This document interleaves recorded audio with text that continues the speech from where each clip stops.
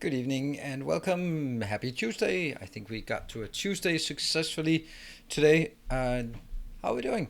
I am going to play some Factorio today. Land of the avocado toast. Wow, how exotic. Let's see. I just watched the last episode of your Darkest Dungeon Blood Moon series and the end was glorious. I'm really hyped for the Darkest Dungeon 2. Yeah, so am I. I'm really excited for it. I have no idea what's going to happen with Darkest Dungeon. One thing though that sort of in gaming news, maybe you've seen it, maybe you've not, but Icarus is being delayed.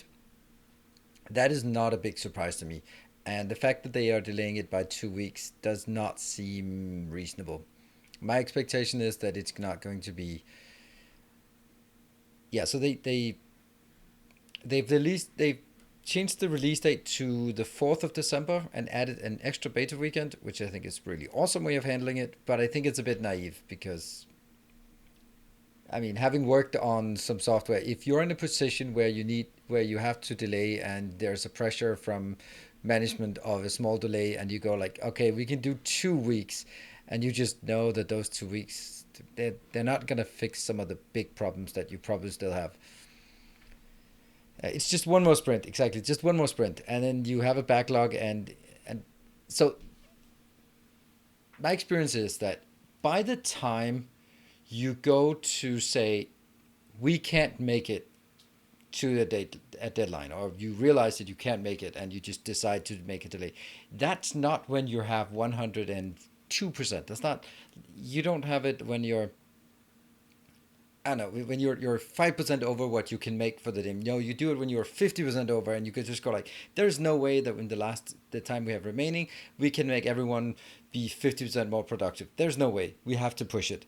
So you have 2 months, and then you realize you have 150% load for 2 months, and then you go back to your superiors and say it's not gonna work, and you get 2 more weeks, and you go like, well, we're still now 20% overloaded, and that's not even considering what's going to happen between now and then. So by the time we get to the 2 weeks, we're going to have to come back. So my take on it from a corporate perspective, don't ever delay by 2 weeks. Delay by 2 months. You're going to be yelled at the same amount, but 2 weeks not going to fix anything.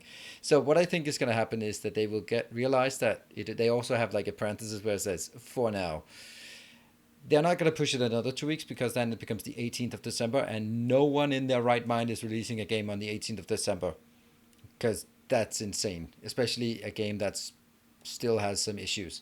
So if they miss the 4th of December, it's going to be mid January or something, which I don't mind, although of course it's annoying if it's going to be colliding with Elden Rings, but still. So just followed a couple of hours ago. Guess I haven't been paying attention and never thought of finding you on Twitch. Really? Wow.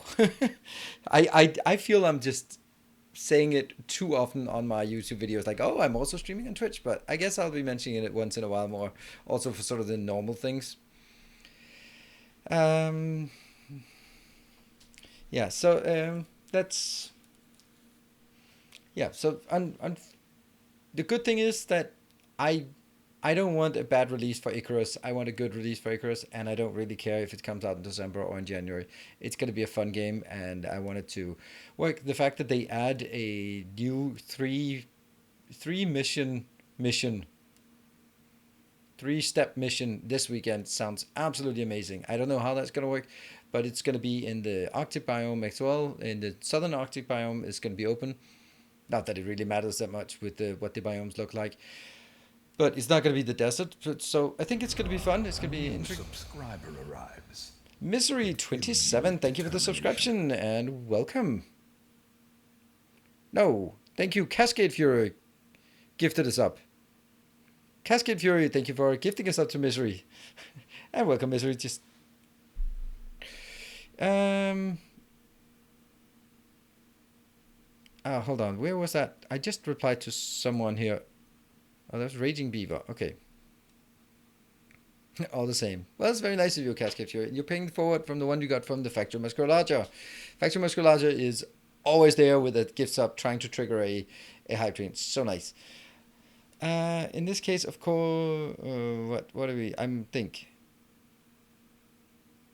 So kind of why people would play it on holidays. Yeah, the problem is that if you have an online game that is multiplayer and you release it, it's gonna get bugged. It's gonna be full of bugs and things, and you're gonna have to fix issues over the first week. And fixing things over the first week when the first week is starting on the 18th of December, and you live in a civilized country like New Zealand where people actually take Christmas holidays, then it's just not really something that's gonna happen. So yeah, I would doubt that they would be in there. They would release it on the 18th of December. That would be really weird. So I don't know. I mean, it doesn't have to be like moved by 2 weeks or anything, but it just. I mean, it's a exclusively consumer perspective. Then it's like, oh, it's excellent just before the holidays. Yeah, but no. I thought you were talking about as a general rule. Oh yeah, this is a general rule. For any kind of thing that no software will ever survive an encounter with a user, and it will always require fixing, urgent fixing, immediate fixing. I mean, look at Facebook. They managed to take themselves offline yesterday. That was lovely. And what do you do when you're Facebook and Messenger is offline? Okay, I'm gonna get the DevOps. Oh crap, we use Messenger internally. How am I gonna get DevOps to get their shit together and come back from their vacation or that? Yeah, it's pretty. I'm pretty sure they're not using Skype or at Facebook. Although at this point they might be like, actually, yeah. When the job been here for a year, want to hear how long things actually take. No sugarcoating except to investors. Yeah. We'd like to know how long it takes, and then we'll cut it in half because we know you're lying.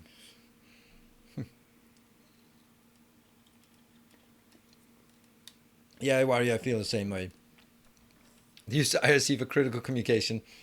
Like this was, yeah, yes, good old IRC. Except you can only communicate with really old school tech people, which might also be good. Dogfooding can bite your ass. Yep. But I think it's a good idea. It's a good idea that you are tasting your own medicine and you're using it. So, like the fact that, for example, Microsoft, when with the whole Skype and Teams, and then there were sort of enclaves within Microsoft that wanted to use one and not the other, and the other not do one. Yeah.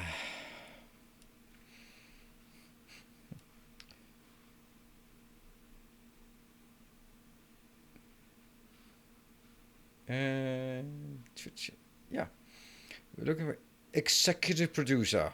Ever been an executive producer and released a video game before? Oh, I can be an executive producer. The part about the executive means that you don't have to do anything. So that's totally me. I can definitely be an executive producer. The producer has to do work, but the executive producer just has to just run around and say, I don't like this. I want this. I can definitely be an executive producer. That's just an honorary title. Definitely.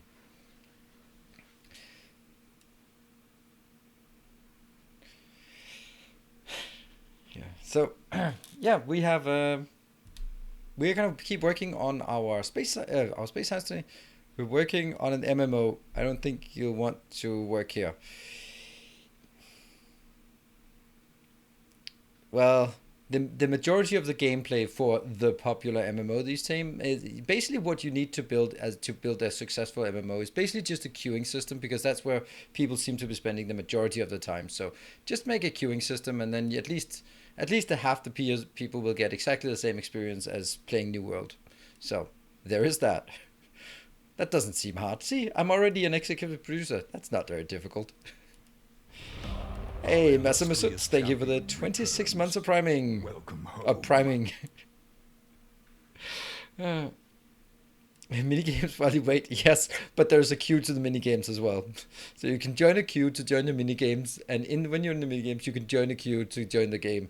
There is no game. It's just a queue of minigames. Hey, we're onto something here.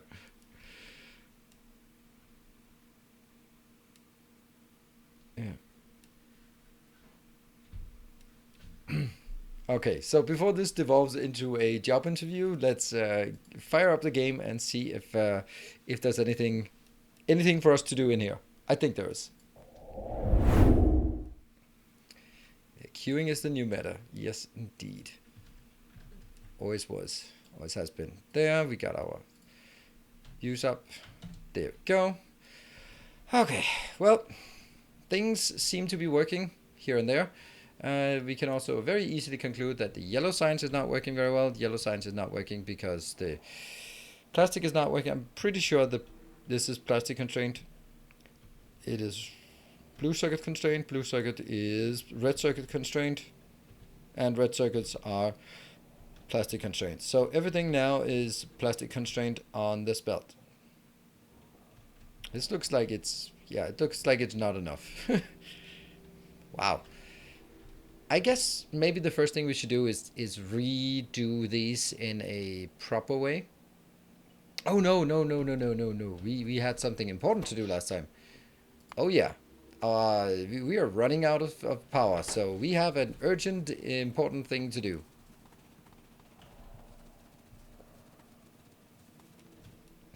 We're working toward nuclear power. I collected the blueprints for us and posted them collectively in Factorio. Blueprint channel bonked me. Bonked you? That's because you're chatting in there. It's slow mode. It's supposed to be... yeah, if you post blueprints in Factorio, then bad stuff will happen. Because that's not what it's supposed to be. And I don't want it there.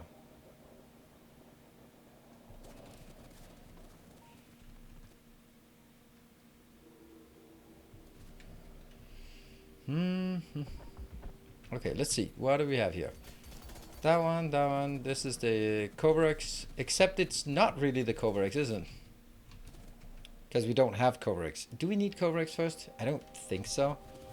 Oh, right, that one. That's the important one. And now I need to build a nuclear power plant. Did we have a nuclear power plant? And that was in good old Discord.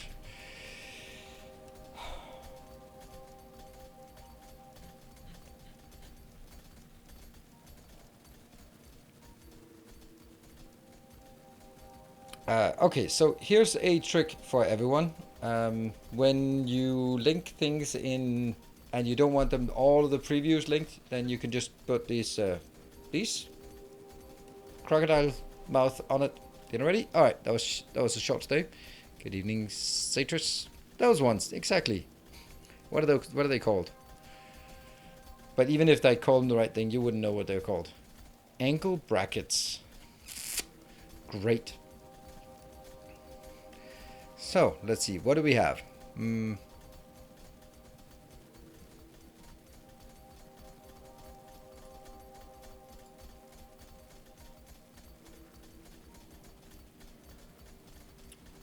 Iwari, have you made an 8 in main turbines? What? Oh, that's not happening. I'm not transporting liquids between things. Yeah, that's not happening. Sorry, that's... Okay, so there's one with several buildings. That's not happening. And there's one with Sapphire Hash with 6. I think that's the one I like. That looks very familiar to what I've seen before. I'm going to throw that in here and see what it looks like.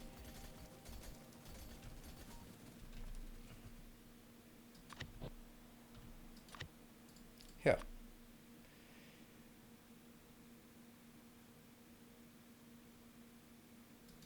Okay, so I need 182, 138, and 80.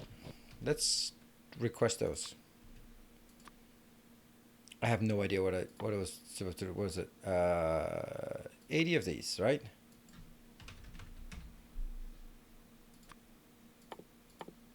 $138.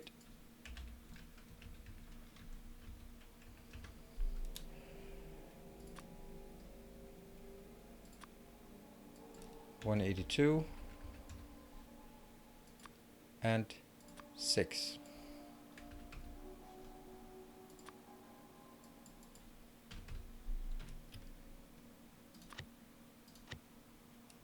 Yes, yes, yes, and yes, and a few of these, and 350.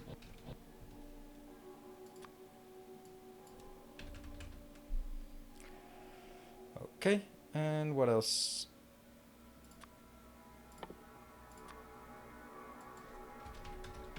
Good. It's nuclear. It's nuclear time. Absolutely. And this will be in one of these, I think. It must be. Oh, looks like all of them are running out. That's actually pretty good to see.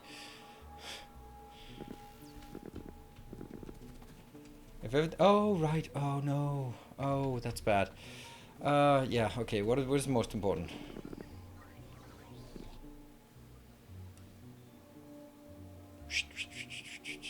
There. Yeah.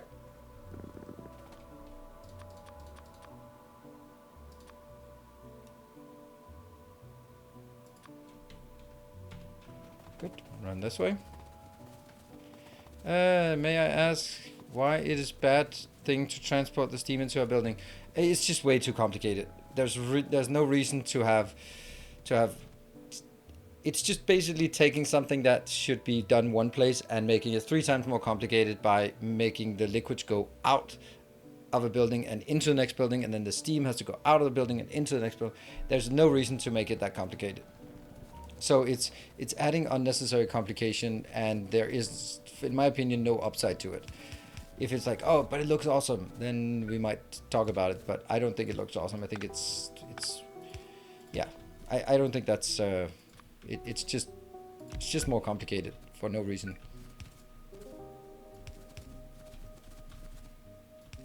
Hold on. This should be close to water. That's fine.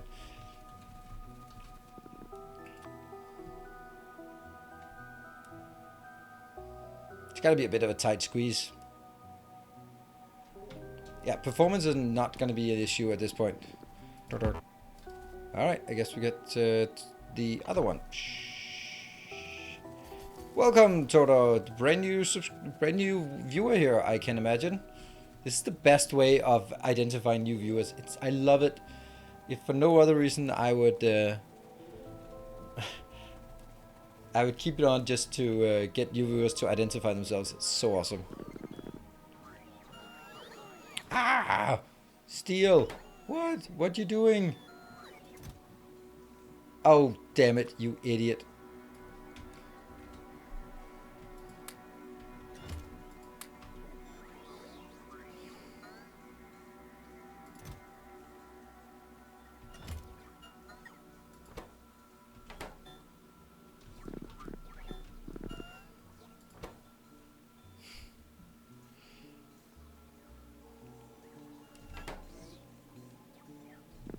Why haven't I noticed that before? Dirt, dirt. Yeah. Dirt, dirt.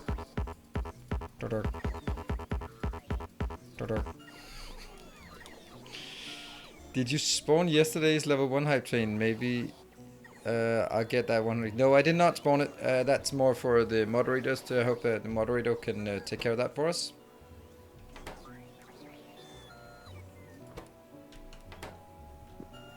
Next thing is Pump Mark 2. Yeah, that might be a good idea to Pump Mark 2. Oh, right. Let's actually build Pump Mark 2. That's a great point. I don't have Pump Mark 2.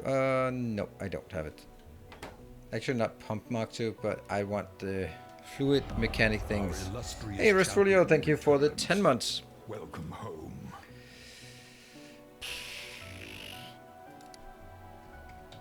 Pump Jack. That one.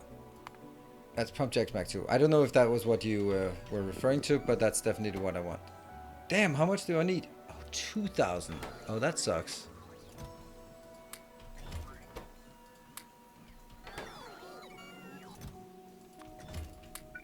Ha ha ha ha.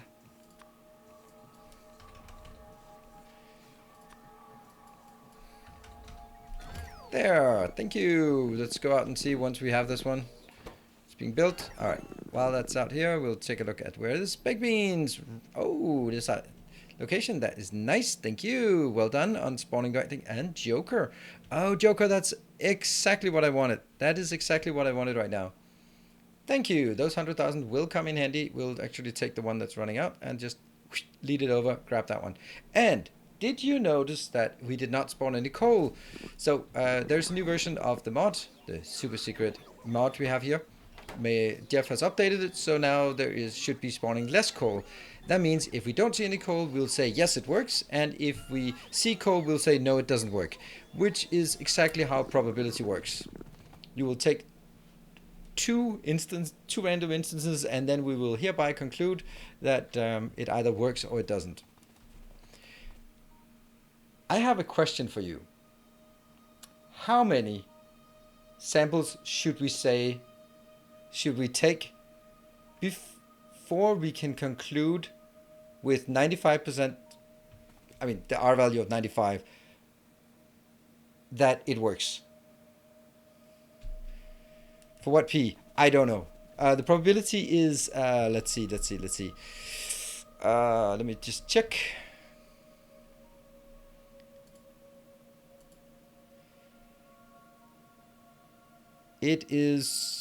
Previously it was 21% and now it's down to 8.3%. So you need to tell me with 95% certainty whether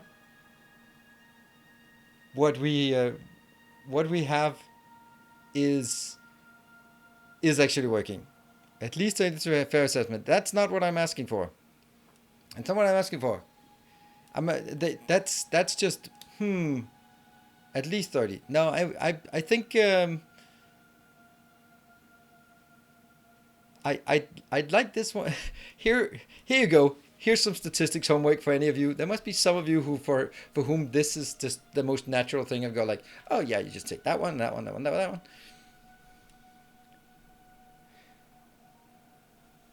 Yeah, okay. Anyone who does not reply with a rigorous statistical calculation is completely getting ignored, because that's what I was asking. I was asking for, if we want to use statistics to say, is it working or not? What would be the number? Not like, maybe 17. No, I can do that. I can throw out random numbers. I could probably also find the but you know, yeah. I'm the head too. That's exactly where I was as well. I even took statistics too, but it was goddamn tough. It was one of the hardest courses I had. So, I really wanted to be. I want to be good at it, because I think it's a really useful tool for things like this. Like, is this random or is it not random? I don't know.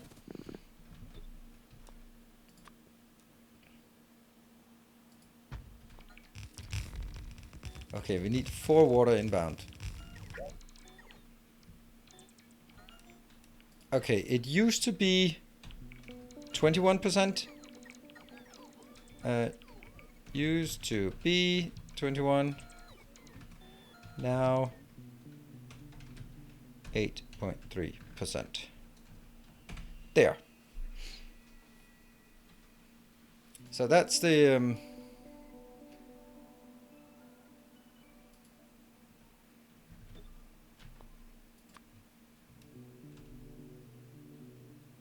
I think I'd rather want it this way.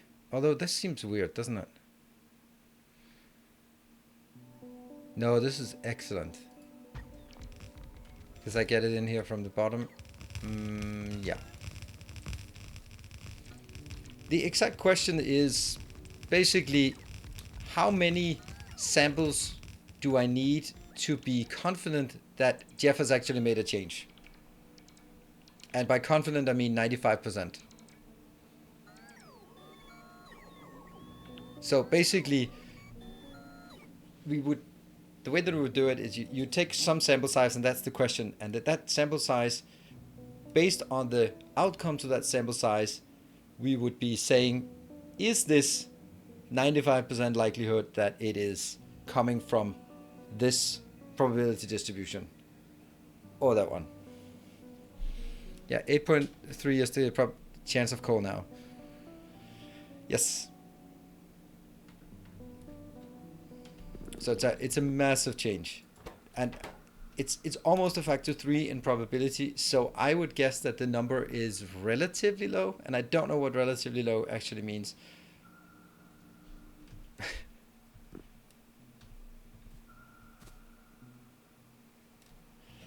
Yeah, and that's why it's not 100%. Like let's say we have 100 samples. We have 100 hype trains. Oh, I wish we had 100 hype trains, and I got 12 coal out of that. And I would be like, well, could 12 coal come from a 21% chance of spawning coal? It could, but it's more likely to come from the one with 8% chance. But which one is it then? And I don't know. Maybe the answer is, maybe the question is not phrased correctly somehow.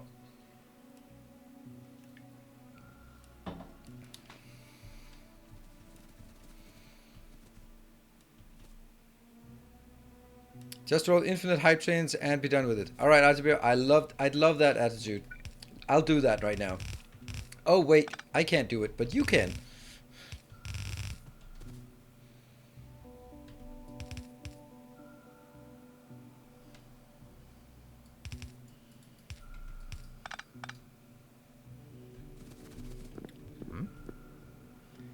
Oh right, because this is not actually a there.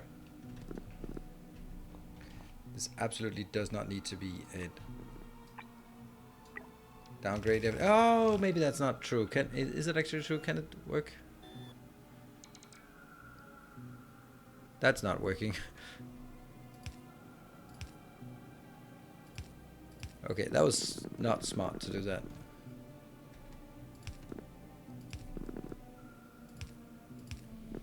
I think this looks interesting. I'm not oh, this is not working.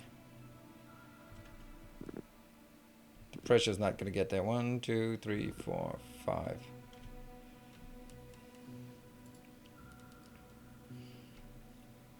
Yeah, I don't think this is working. I mean, I think it works, but it doesn't work with full load. I was about to say, why are they in here? But that's because they are coming in. 117 samples. All right, Raceland. Can you see? Boom, that's a number. Can you elaborate a bit on how you got there? Does sharing your sub anniversary contribute to triggering a hype train? Yes, it does, Leo. That is so. If you have a hype, if you have a sub anniversary and nothing is happening, you can sit on it and just go like, well, I'll wait a bit, and then whenever there's maybe 1, 2, and then you go like, all right, let's start something. Then you throw it in there, and then it helps trigger. Unlimited population size. Okay. Yeah, those were the inputs. And we are assuming. What are we assuming?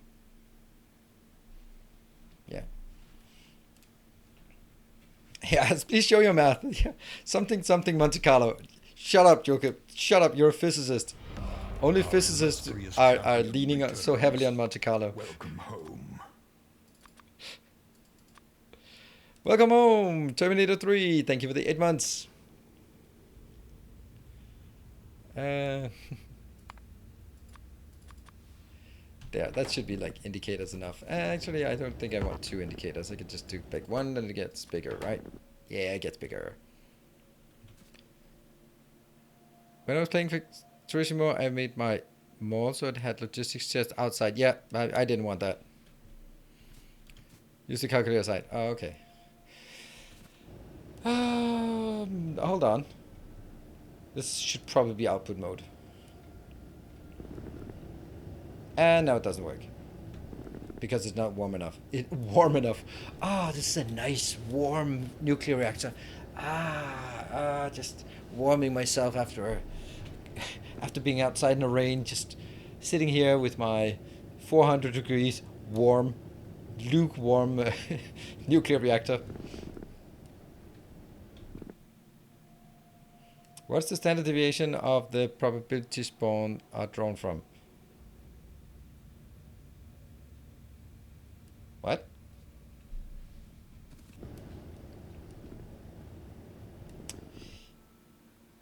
Yeah, okay, water kind of still needed. You kind of have a point there.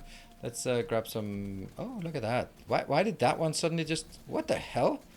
How did that one just suddenly work? Oh, something else has run out. Ah, that one has run out. So now this one... Okay. Screw power. Power was never needed. Power was never the problem. Where does used cores go? Go to heaven. To used core heaven.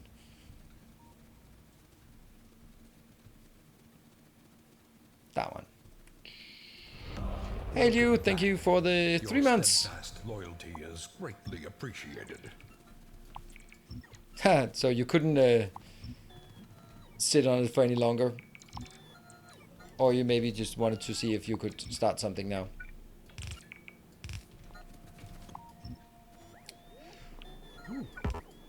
This is old school.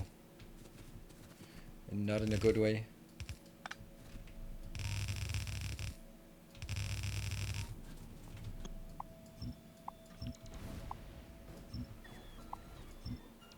Whoop, not that one.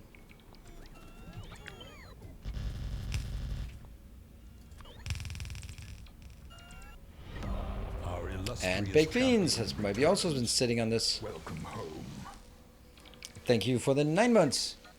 Adding another mining drone to the army. Absolutely. We have a few added from yesterday.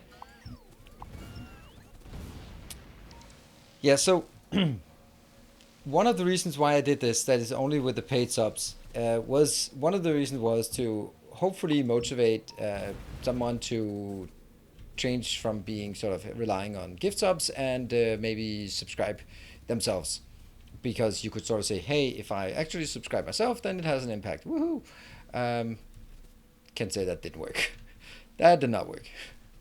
Not to any sort of noticeable degrees. And now we know how to do the R value confidence interval here.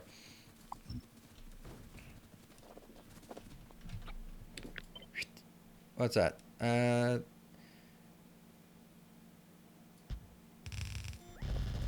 No, there's not missing an output. There is an output. I think there is, at least. Ugh.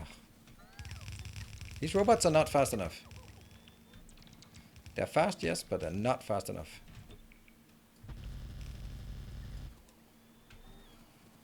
There. And we're probably out. No, almost out. Well, that's almost a problem. Upgrade them more. We're kind of busy doing other things. We definitely want to upgrade them, but I can't upgrade them that much more. Why not use burner inserters inside nuclear reactor? Why? Because burner inserters always run out. I really hate that every week I get a comment from someone who did not listen to my inserter video and go like, well, actually,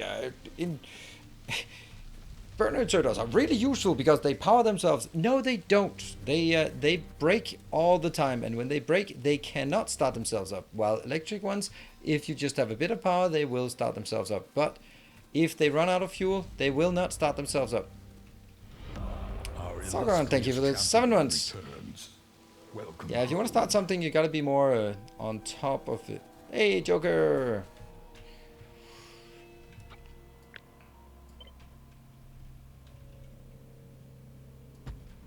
Don't want that one. And probably this should be. Boom.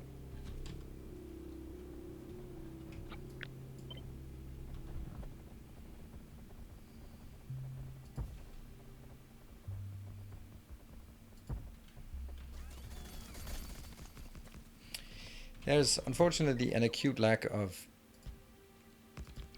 ammo here.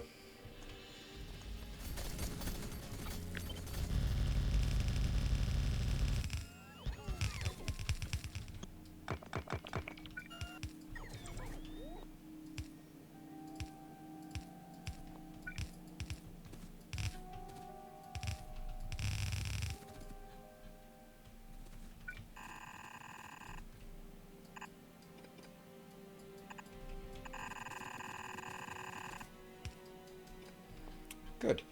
Alright, let's get some ammo. Let's get some more. There we go. More belts and trash lots. Yep, that's the classic thing. Could do a little bit of biter cleansing. I could, and I will. But let's get the power. I'm not going to hook it up because then it starts making... Oh, maybe it is actually start making pollution. Don't care. We'll find out. Just need a bit of ammo. We'll run out and clear some biters as well, just for the hell of it.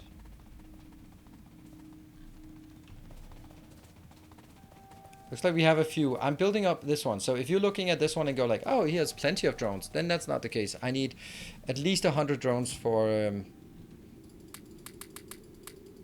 what we need. Let's see, where are we? More. When we need to start making this thing, that's going to take insane amounts. Right, plastic is working again for a bit. Power is, well, still unpowered. This one seems to still work. That's interesting. Don't you need more coal instead of less coal for plastic? No. 1, 2, 3, 4, 5, 6, 7, 8, 9, 10, 11, 12, 13, 14. Coal untapped. I think I have enough coal. Plastic is not taking very much coal.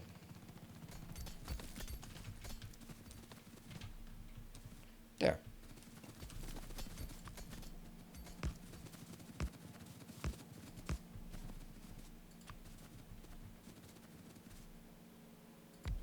Yeah. I wanted to make sure that I can see it, but I don't want to see anymore. Whoop. There we go.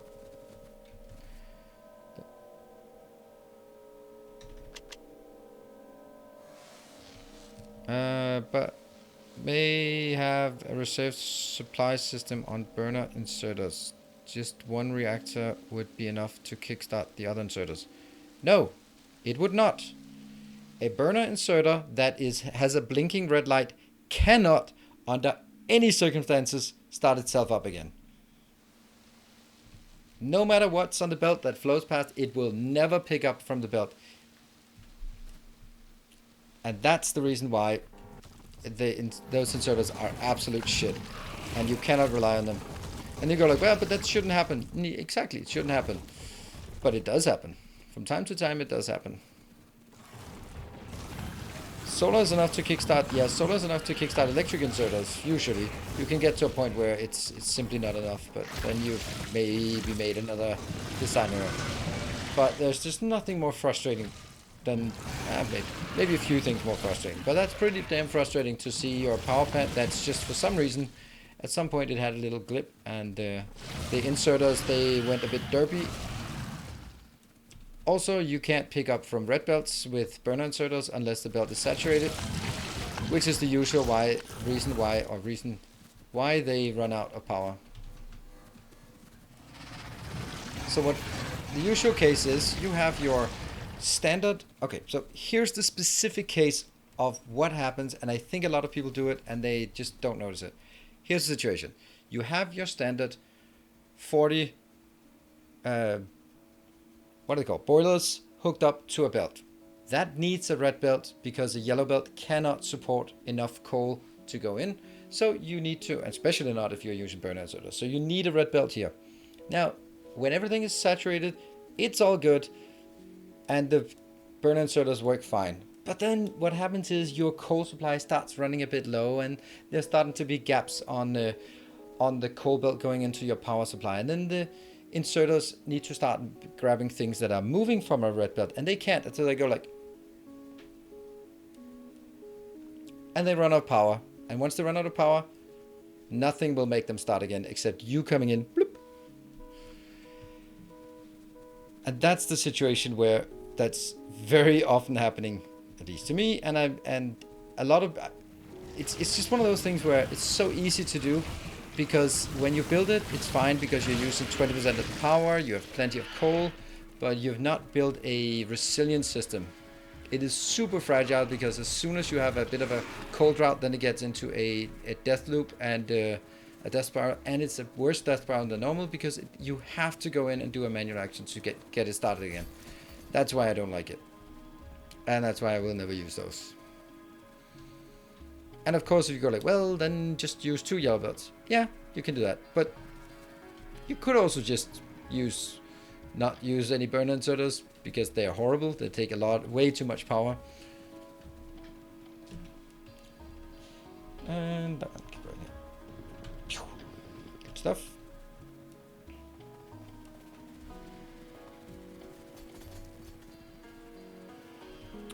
You can use it as a sort of contingency if things run out and stuff. That's fine, but that's not really. That's a very hypothetical situation. That's a very hypothetical use for an entire object. So that's why I don't like him. Playing Deathloop now? No, Deathloop was a really good YouTube game. I played it on YouTube, as in I just watched someone else play it. I watched Christopher Rod play it, and I really liked the concept, but I don't think the gameplay was particularly interesting.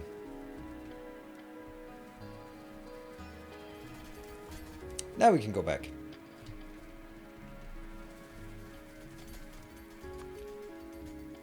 It's actually a really interesting thing that I'm always focusing on when looking at a game, and also when I evaluate games for whether I like or not. 1, 2, 3, 4. 1, 2, 3, 4. Right. So there's something. I don't know where it comes from, but it's a really good way of looking at games in general. Think about it on a hour-to-hour gameplay and a minute-to-minute gameplay. And those two need to be connected, right? So on the hour-to-hour gameplay, let's take our good old Factorio.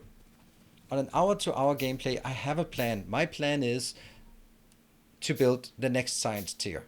Move up the tech tree, and in order to do that, I'm going to have to build some new factories in order to do that. So that's like the hour to hour. That's my plan. This is what I'm aiming for.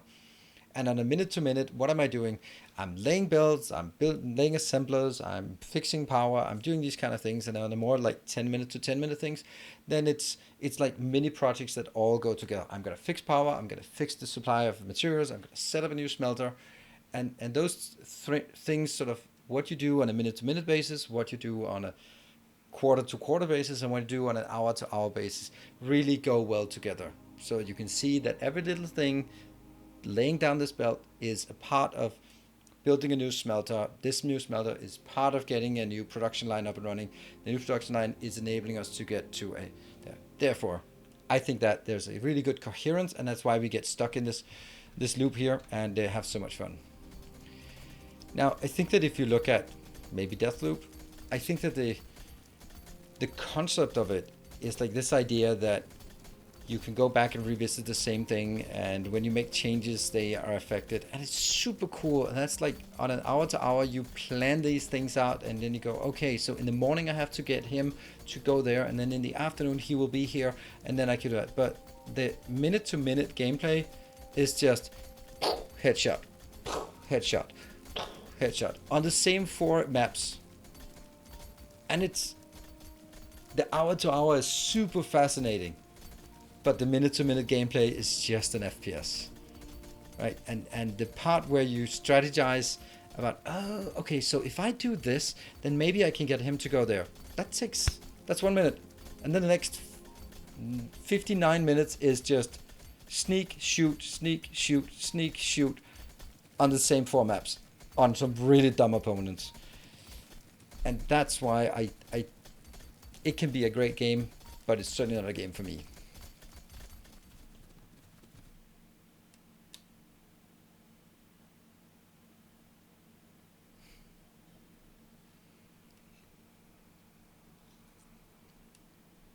Right, and so it's this coherence I think is really important.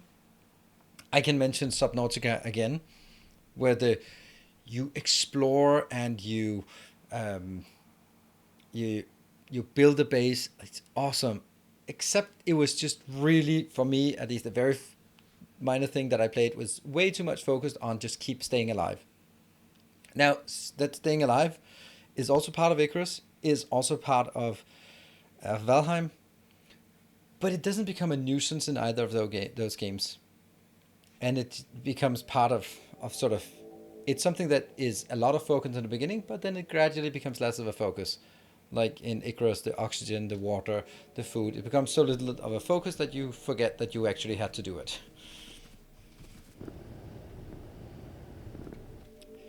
And I know that it's unfair because I'm pretty sure that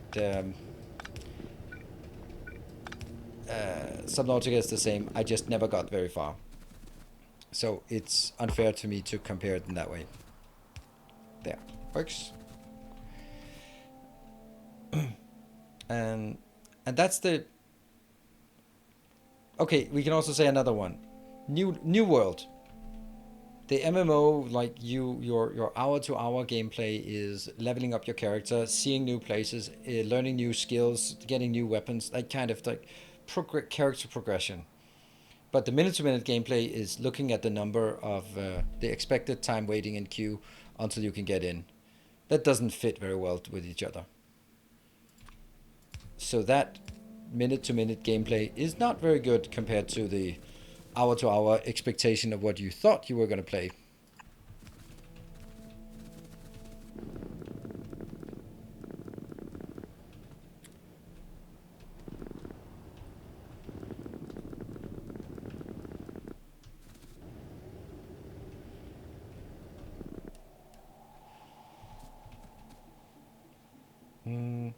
It goes away pretty soon. Yeah, map and discovery aspect. Yeah, I think. But anyway, it's not to be bashing on Subnautica. I know that the main problem with Subnautica is not the game, but it's me. So.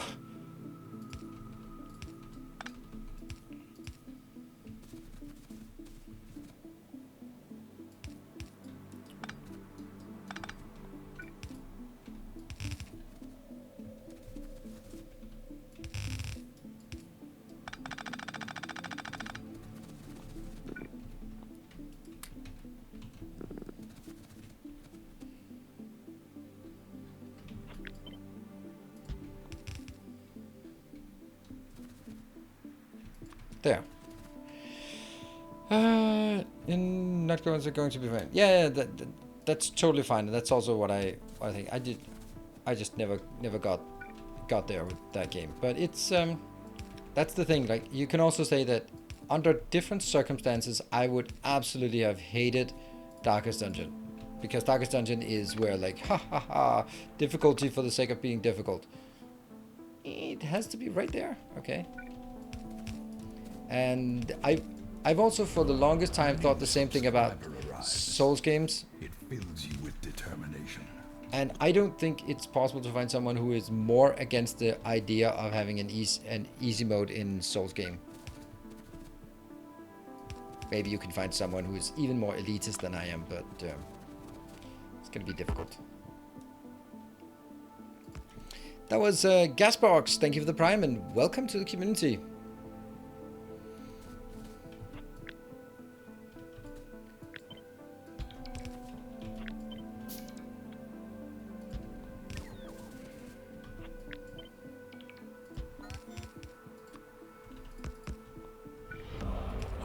illustrious champion returns. The official Zoe, thank you for your 20-month subscription.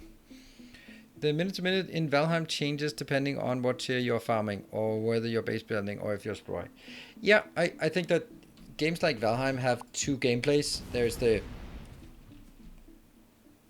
building point, and there's the adventuring. Let's call it adventuring, right?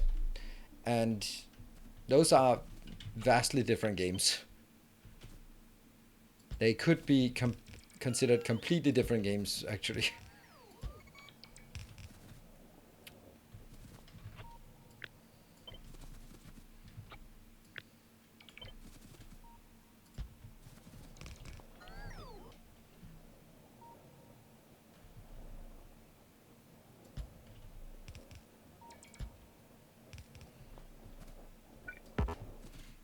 But the minute-to-minute in Valheim is, like in Factorio, extremely slow. Oh, right. Why did I do that? I should know better than to pick up a duck in a dungeon. Why did I do that?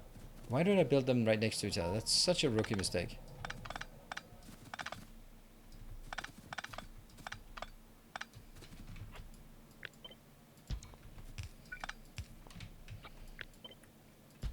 My favorite card from Munchkin Guide to Power, from the Munchkin game. A duck in a dungeon. Means you can't use your equipment in your hands because you're holding a duck. And the text just reads, "You should know better than to pick up a duck in a dungeon." And it just resonates with me. I could see myself doing that.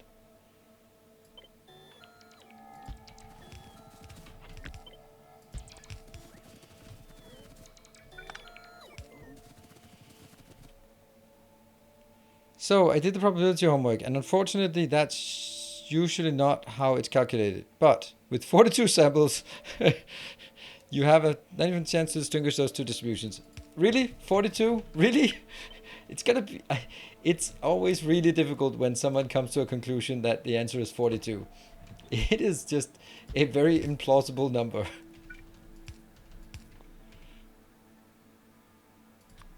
Of course, that's the irony of it, that we are just taking for granted that 95% confidence interval is good enough for my research, right? After I've taken anything that doesn't fit and called it an outlier, so that I get a nice straight line and take out all the outliers and just go like, yep, now I pruned it and I have a nice straight line and I can finally hand in my PhD. Whew, done. You could just call everything you don't like outliers, then it's good. But that was a side note, right? Nothing but Six Sigma for me. Right. Yeah, that's also what I'm thinking. Like, this is not going to be enough. Why am I even building this when I should know that it's not enough?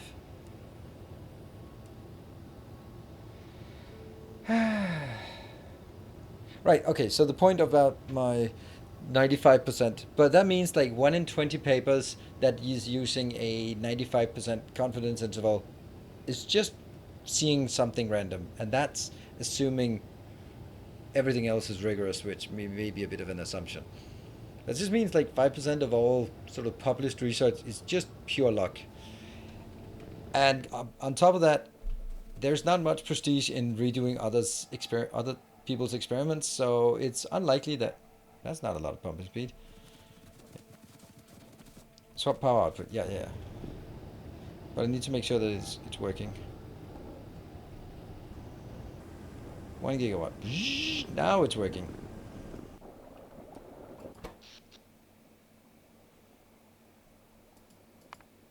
Clunk. It goes up to 800. Isn't Munch in the game where cheating is allowed if you're not caught? No, it's not. It's not even, at least not, that's not the point of the game. Munchkin's Guide to Power Gaming is a brilliant book, by the way. It's so true. And it's just so wonderful in so many ways. Your gun is your skill. One of my favorite. Test the reactor explode inside the warehouse if it explodes outside. Okay, so here's the problem. This is pumping at 1200. This is pumping at 1200. That's good. Okay, so they can keep up with the 1200. So I get 1200 in for each.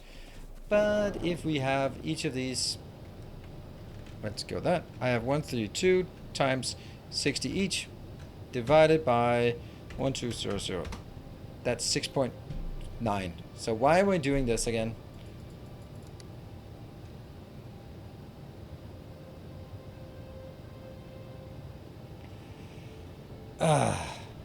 Why did I not test it?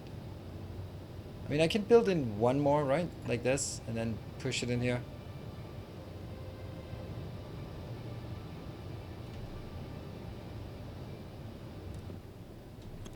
Suffer hash.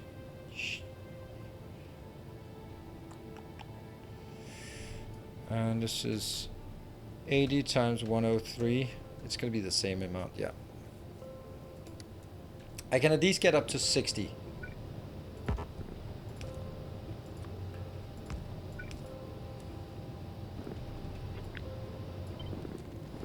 Clip.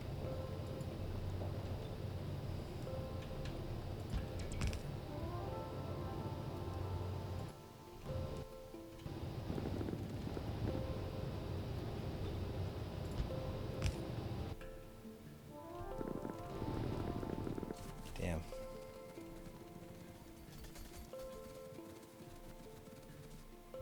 Oh, this is the iron line.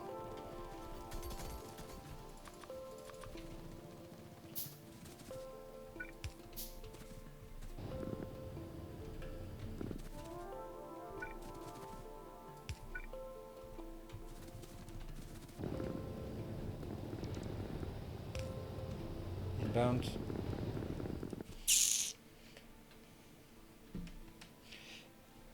Okay, so where do we have? Is there an MK2 offshore? That's a really cool point. Pump.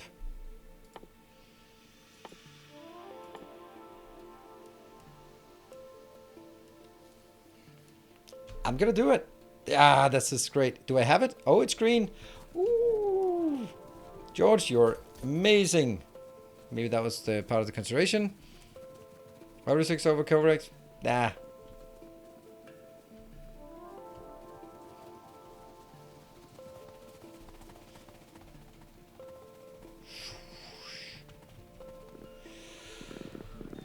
Here. Oh, what do we do? Oh, no, no. Okay, that's fine. I thought it still had the ammo with me.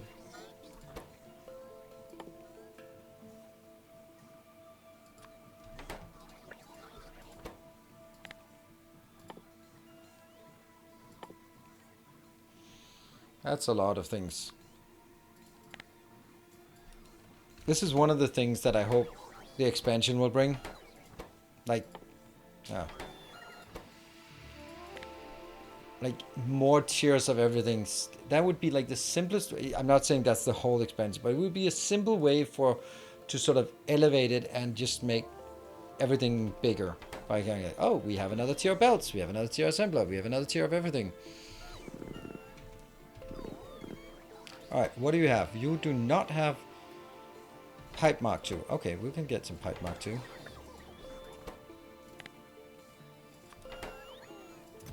Oh, it's made of titanium. How cute is that?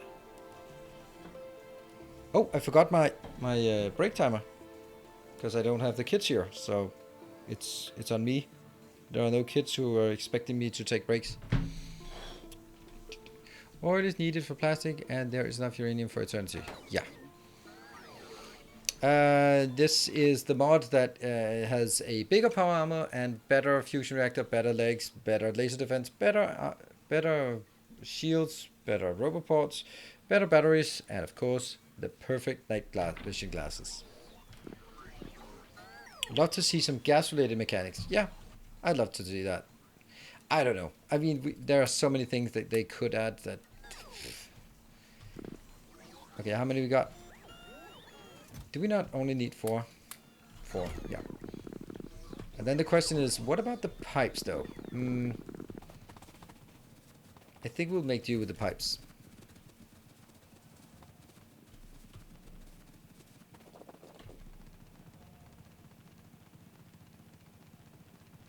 I don't think the pumps are not needed. The pumps pump at 12,000, so if 12,000 is our bottleneck, then I have other problems.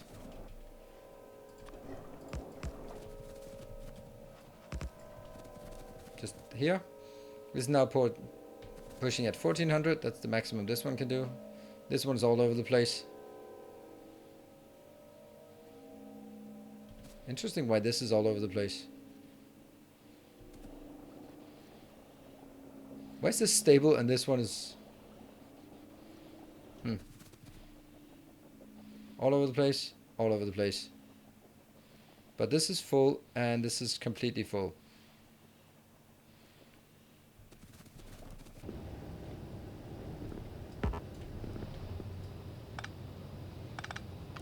The question is now, are there any bottlenecks here in terms of the flow rate through this? Also now the fact that it has slowed down a bit. It is not outputting at 800 anymore. It's outputting at, yeah, 90. An irrelevant 90. So we're gonna have to wait until...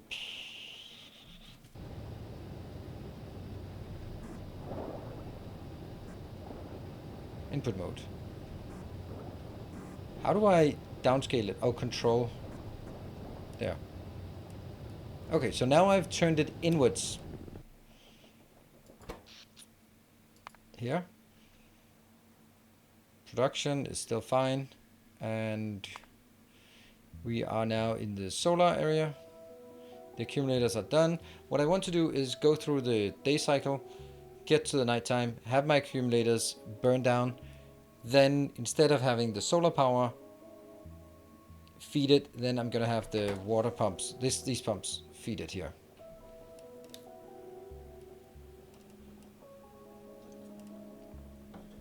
It's plugged in because you're pumping 2 pumps into a single normal pipe. Right now the 2 inputs at each end are connected. Yeah, here? Yeah, they should be. There's no reason not to do that. Like back in the days, that was bad for calculations when it was looping in circles, but I don't know. Hey, Knife, thank you for the tier 3 for 18 months. That is super glorious of you. Let's add 5 more to our tally here. And what's the nighttime? Okay. We're gonna wait until it becomes nighttime so the accumulators start working. It's gonna be a bit of time to go. And I'm probably gonna forget all about it. Okay, where are we running out? 100,000? That's, well, that's about what we have here. Oh no! 28 plus, oh no, that copper. Oh, starving. Oh, that's 100,000. Damn.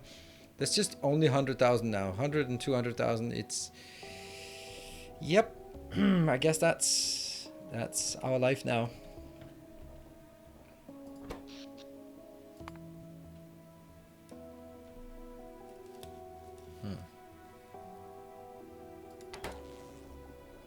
Science packs are, they're building.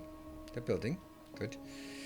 And then the next part, as we get this one under control, then we want to improve our oil build, I guess.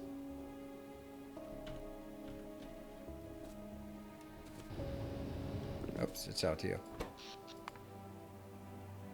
We're still not seeing this one drop down yet.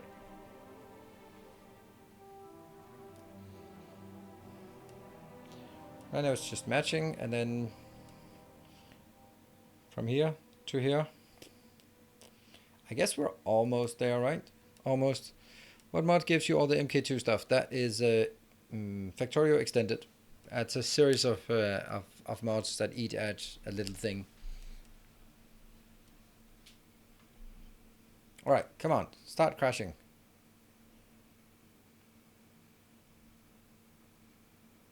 Still up top. I think we need to go up there and clean it out. Why is it not happening? All right, I can go up here and kill some. Oh, hold on. I have. Oh shoot! I forgot my brake. Nuclear power is. It is working. I've just turned it around so that it's not.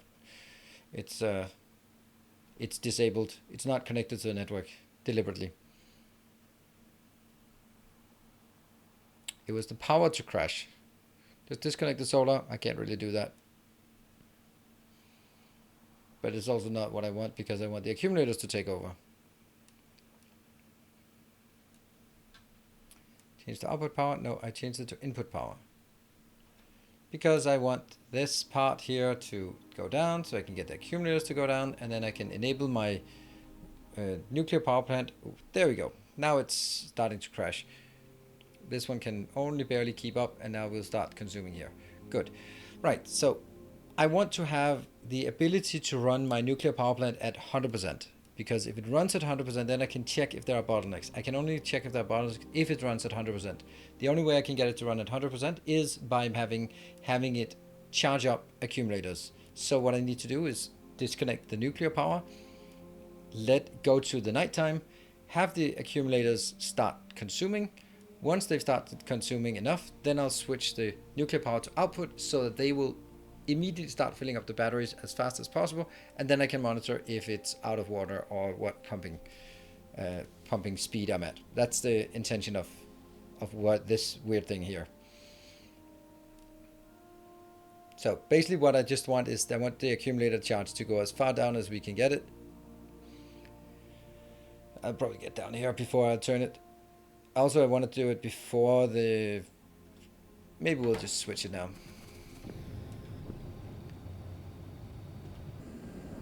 There, so it switches on now, and then it should be pumping out at 803, which is the maximum, and then we can go out here and see if this one can keep up. Now it's pumping at 1400, 1400 and 1400, 1400. Is that because that's the demand, or is this because this is the maximum supply? Like, is it because it's not consuming anymore, or is it because or is this because of the number of segments here? Means that 1443 is the maximum I can pump.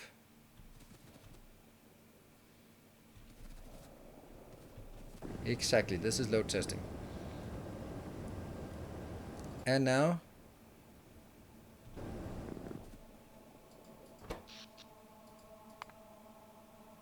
Okay.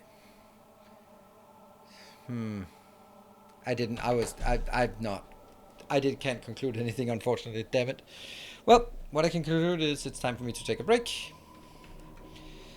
I will be back here in 2 minutes, and we'll just go like, that's probably working fine, and then move on, and then it'll break at some point. But at least it's safe and sound up to, I would say, 80% load, and really don't want to have more than 80% load. But we just went from 450 megawatts to adding another 800 megawatts. So for now, we go down power. I'll be back in 2 minutes. See you in a bit.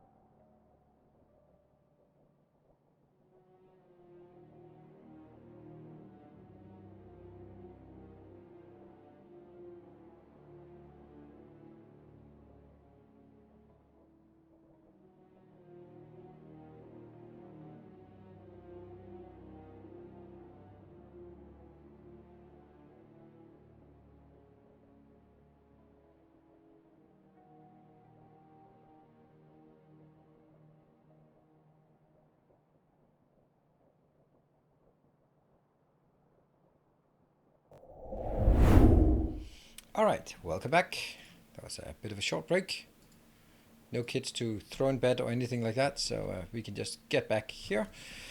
The one thing we need is a processing plant for this one. The question is now, shouldn't this be here? Yeah. Let's go grab a few of these.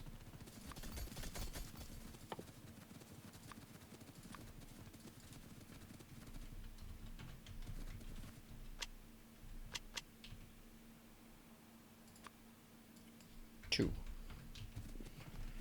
Good evening, Afro.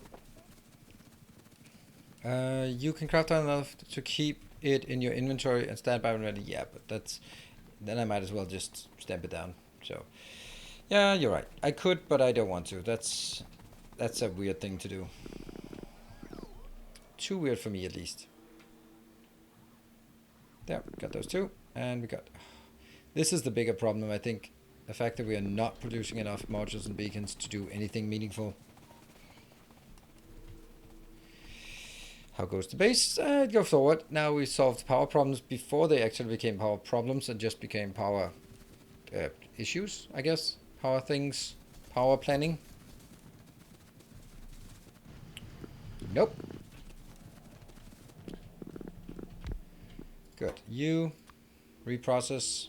Nope.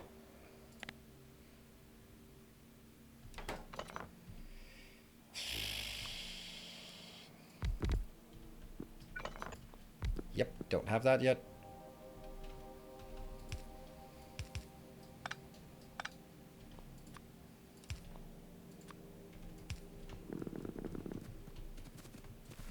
Oh look, I have the perfect place to put this.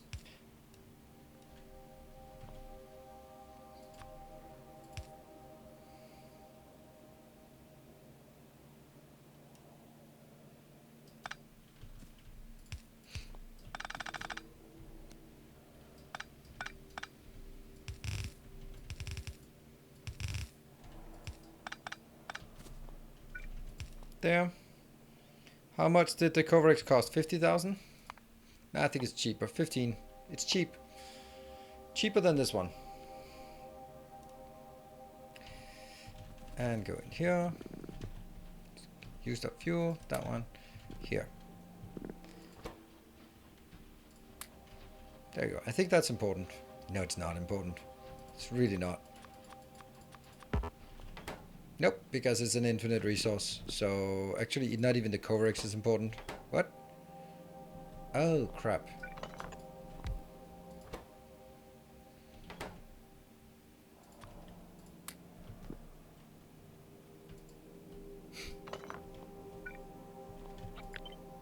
Oh, no.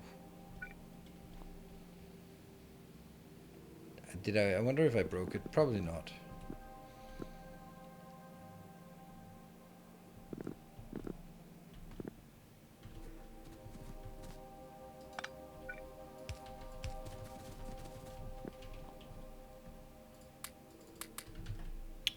Get in there. Okay, these are not working, so that's the Coverx not working, but we're still getting the other one.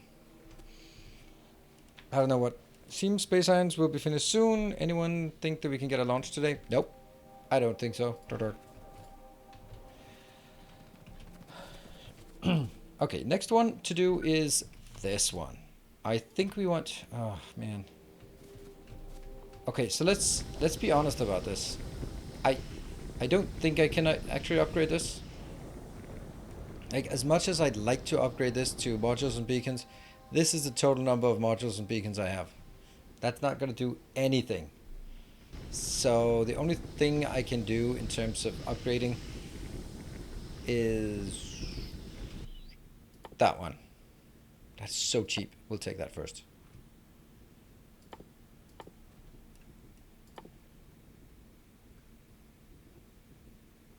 Because that will just double up our production from pumps. Right? This is just 1 per second. Yeah, it's doubling up how much oil we're getting. Yeah, that's pretty good. And also, I think I want to now take...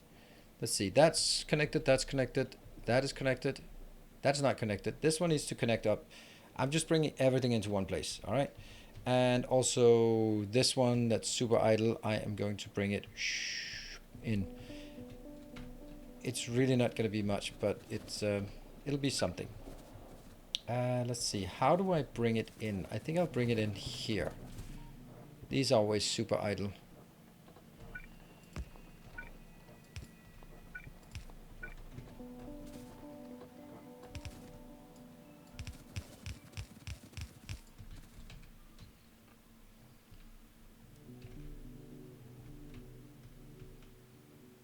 Right here.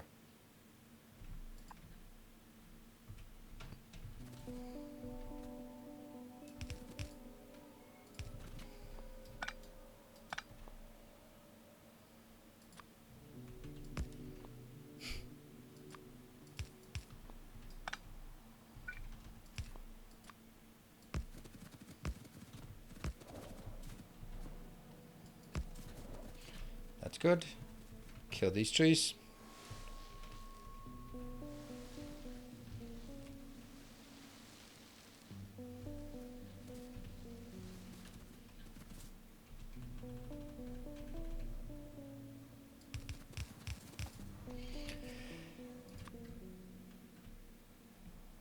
Three. There are still trees left in base. Yes, for some reason. Don't know how that happened, but it did happen.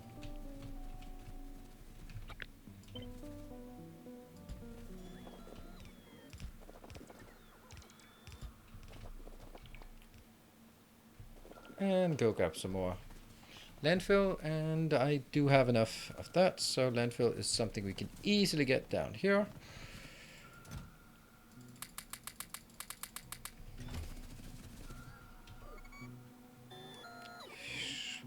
The tree canoes are one of my favorite mods. Yeah, they're really nice. Really nice.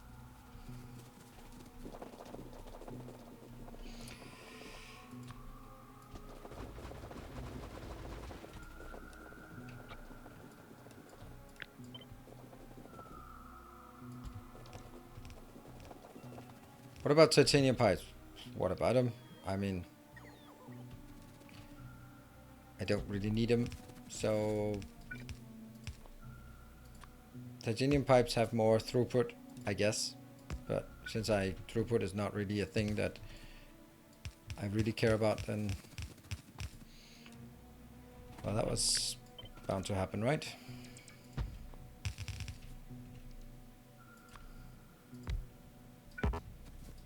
Dirt.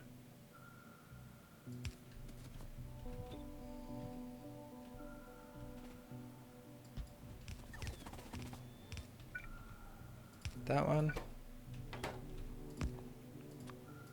Good. Pump. That's whatever. As much as I can, and it goes out. That's good. And this one will soon be a lot less. Let's check the ones we have out here. Are they all moduled? That's moduled. That's moduled. This one's moduled. That one's moduled. And that one is, of course, also moduled. Except for 2 of them. And then I need to go down here. 1, 2, 3, 4, 5, 6, 7, 8, 9, 10, 11. 11. So let me get 11 of these. And go get it. Oh, just like the longer reach. Oh, right, they have longer reach. Oh, yeah. Then I should have done that. Why do I keep having uranium ammo in my inventory? No idea. Let's say this is good enough. Oh, by the way, that one goes out. Don't want to keep that around.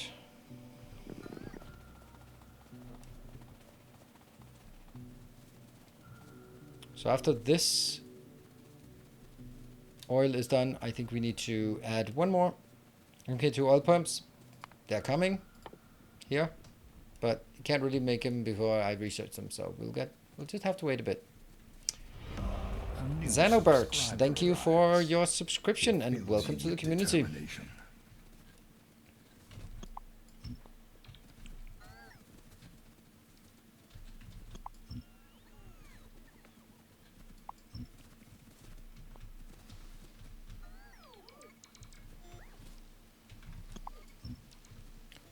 Just anytime I can. I just bump them there.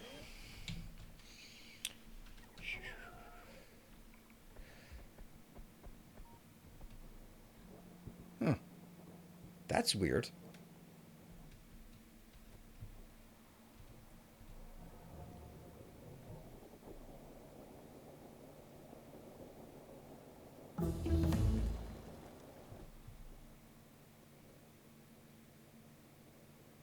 Oh, right, I know why. I know why. That's because I just made an influx of 100,000 oil here from this location pretty quickly, and that's what still is pushing in. So it's still pushing in at 1,000, which is why all the other ones seem to be idling comparatively.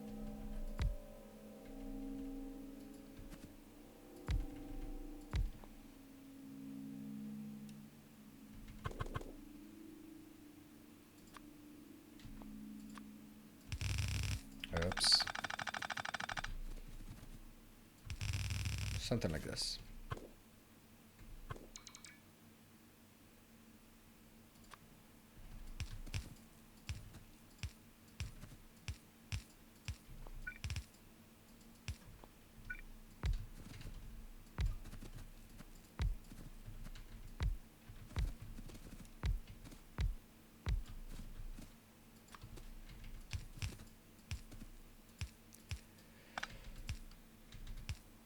No one have any good topics for a conversation? I do have one, but it just seems a bit weird when the person asking a question isn't around.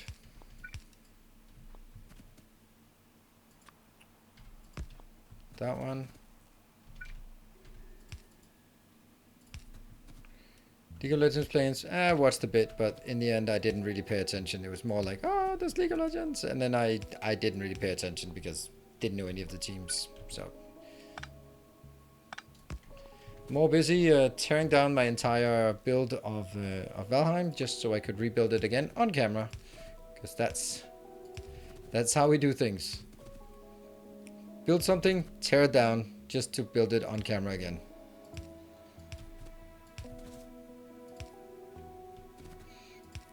Every new episode I release of Valheim is setting a new record as the lowest video among the last 10. So that's a good record to set every time.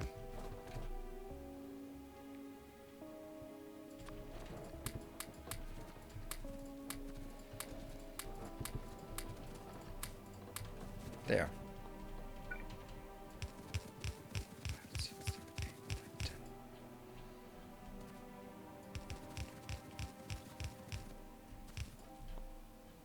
That one.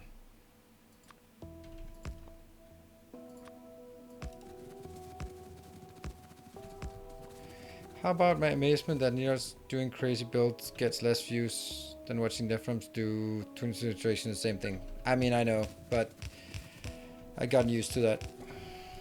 Of course.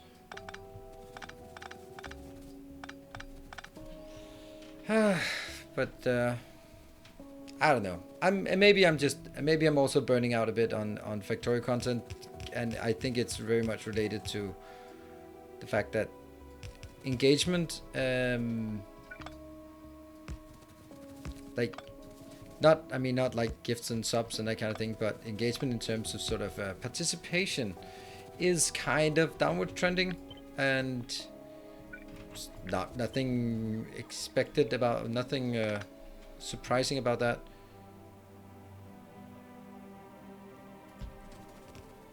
So might be like something like I have to blow myself up on stream to get something. It's just really difficult. This YouTube content fits a similar use case as TV shows, which is supposed to be cookie cutter. People know exactly. No, it's nothing to do with that. It's just that it's there's nothing. I think my content is just fine, and it's just that there aren't a lot of people out there viewing Valheim content, and the people who are viewing Valheim content, they already have their people to watch. So that's okay, and it's just how it works. That one good. What are the plans for Icarus this weekend? I'm going to do a subathon without subs. Basically, I'm going to be streaming a lot because I really find that game to be super interesting and fascinating and fun. So I want to play that until my PC breaks.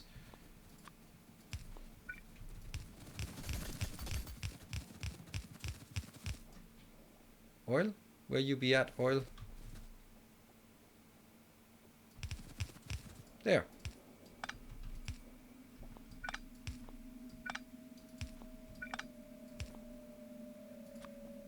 Pump, pump, pump.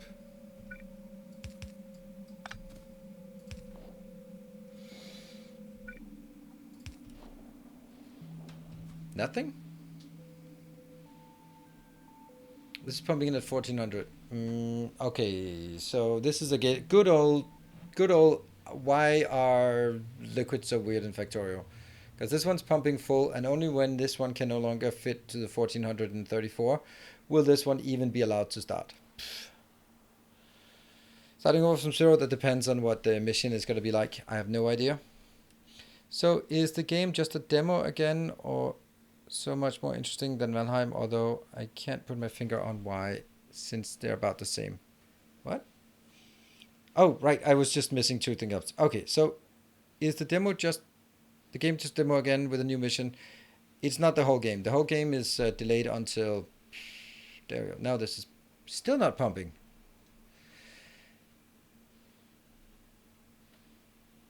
Okay. As long as this one's full. Now it's not full. Now this one... I have no idea. Load bouncer.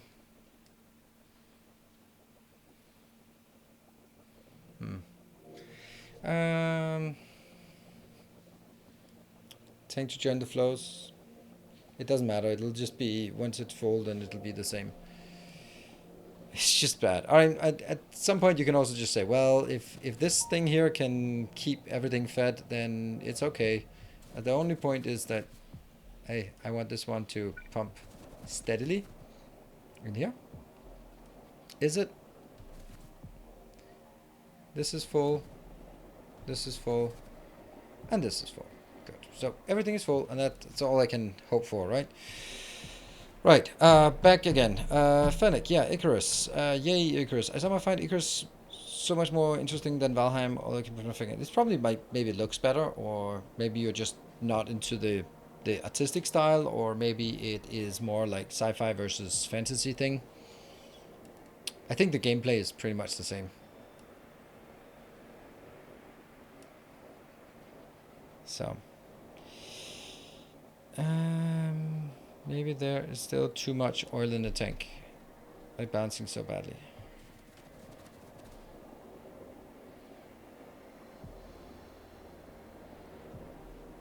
I mean, at this point, I think the answer is that as long as the flow rate from out here goes in, then because of the way that it's done, then this one will take from that one. It won't be balancing. This one will... I think that what it does is it looks at this one and goes like, where can it go in? Check this one. Yep, you can fill it up. Okay, check this one. There's nothing to fill up. Instead of somehow like the inserters, they know how to alternate like this. But fluids, nah. It'll just take one and take all of it from one as long as that one can do it. And when it can't do it anymore, then it's the other one. So as long as this one is completely full and these are working, then I suppose that's what we can do.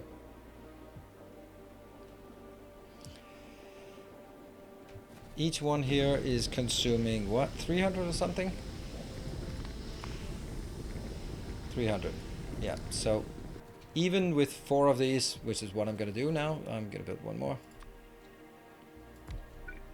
Then it really shouldn't be that big of a deal. We can get 1200 on a pipe pretty easily.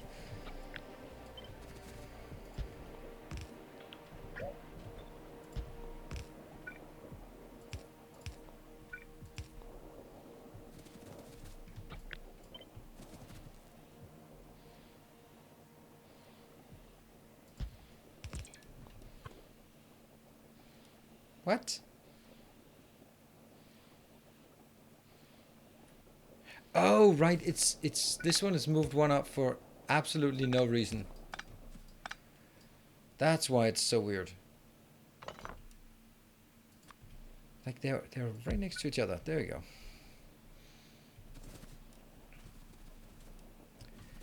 And this one just goes one more water.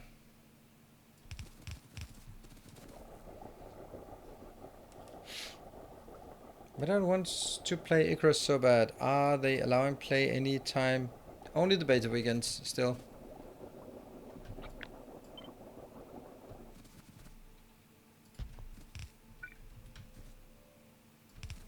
I think it's a pretty good idea. Of course they're like, release already, but they're clearly not ready to release it, so releasing it already would probably be a bad idea. Yeah. Do I have that? That one. Okay, so I can actually figure out what I need and go back and get it. Okay, so I want 14 of these. 26. 350.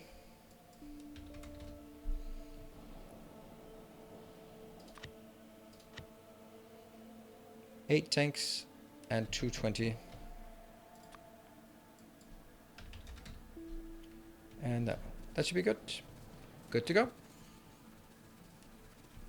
Is the Icarus a different mission this weekend? Yes, it will be 3 new missions, a 3-step mission, and that's why they also add 24 hours to the beta this weekend.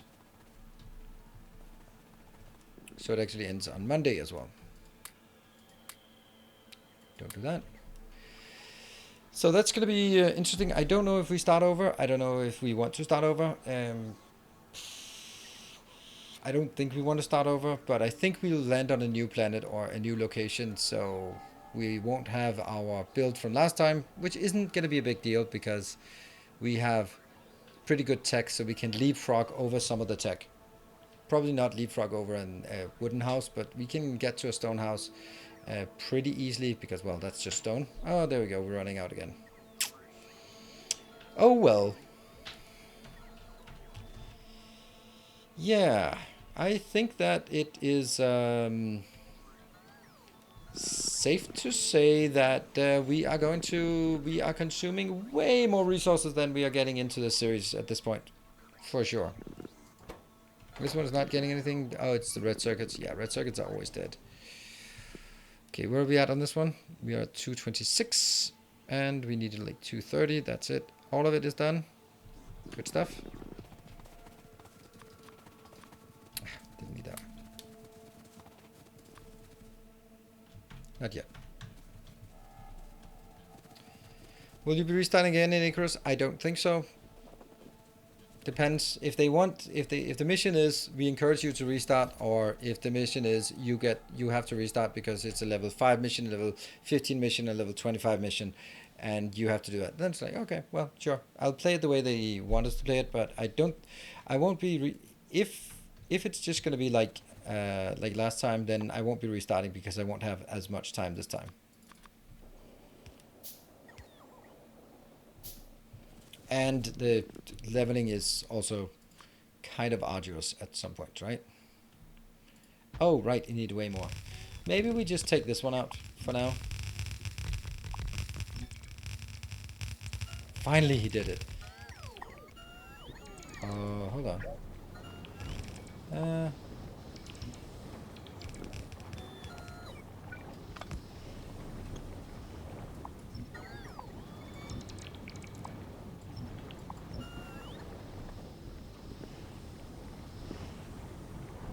I'm not going to change this even though it looks weird, but that's simply because it... Yeah. Inbound.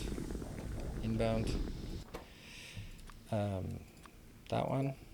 Oil.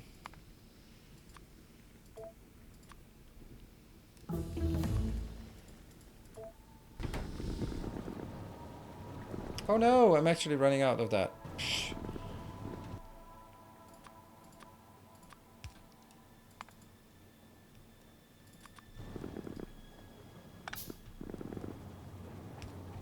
These two.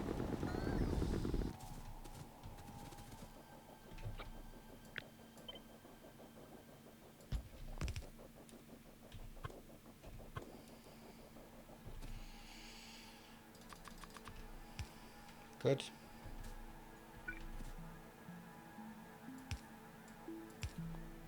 And then I just, what?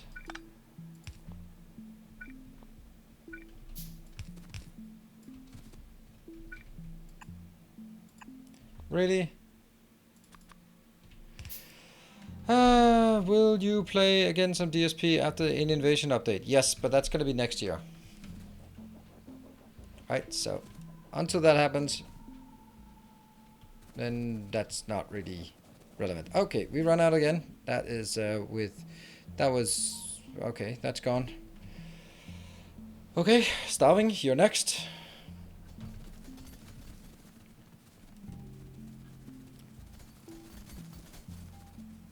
Valheim Castle and Icarus as a test run. It's pretty big. My Valheim mansion. It got expanded today and I made a time lapse of it, and now I need to sort of do the commentary on top of the time lapse. So the whole mansion up on top of the castle is now done. Like the outer parts of it, and it looks absolutely glorious. I love that part. I really want to get into the mindset of not building efficiently but building aesthetically, because I think I can do it, I suppose, and that would be something I'd love to do for when we start playing some Satisfactory again.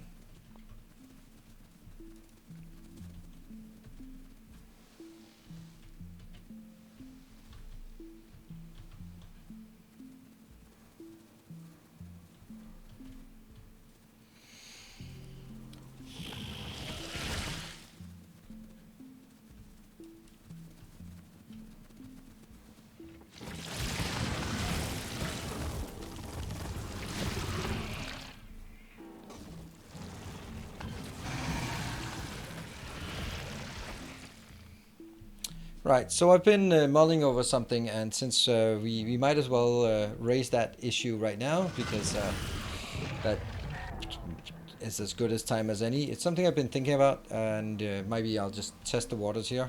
What do you guys think? So on the 26th of October, there... Whoa, I did that? Okay. There are 2 games coming out at the same time that I'd like to play.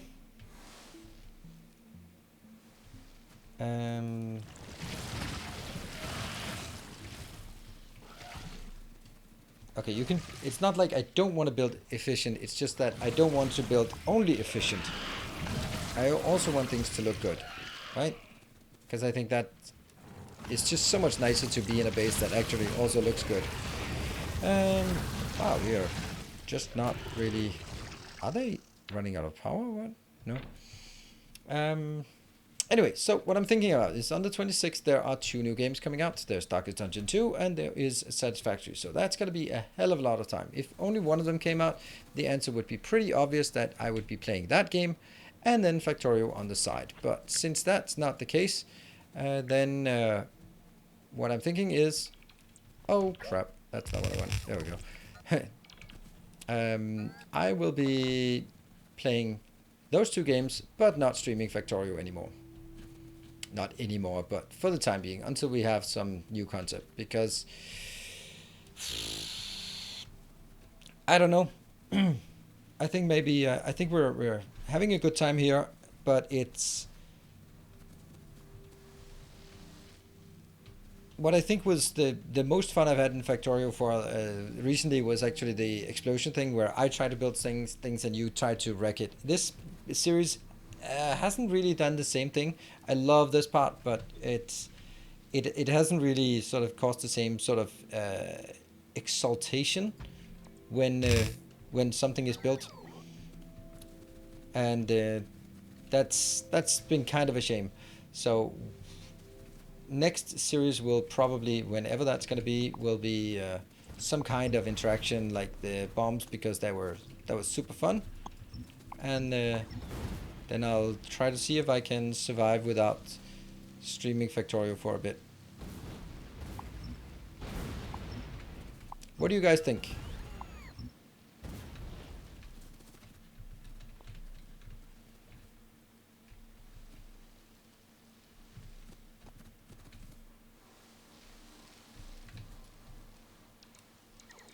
Users, hype train, what? When hype train completes, a huge train comes crashing into the game and hits whatever it drives into. Yeah. Can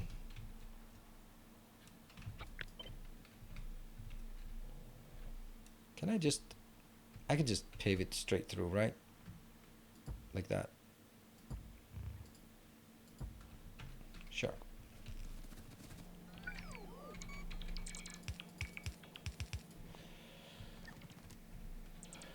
I think it's a break until a new concept excites you. Yep. I mean, obviously, most of the time, a new concept excites me by just getting... by us being excited about it together.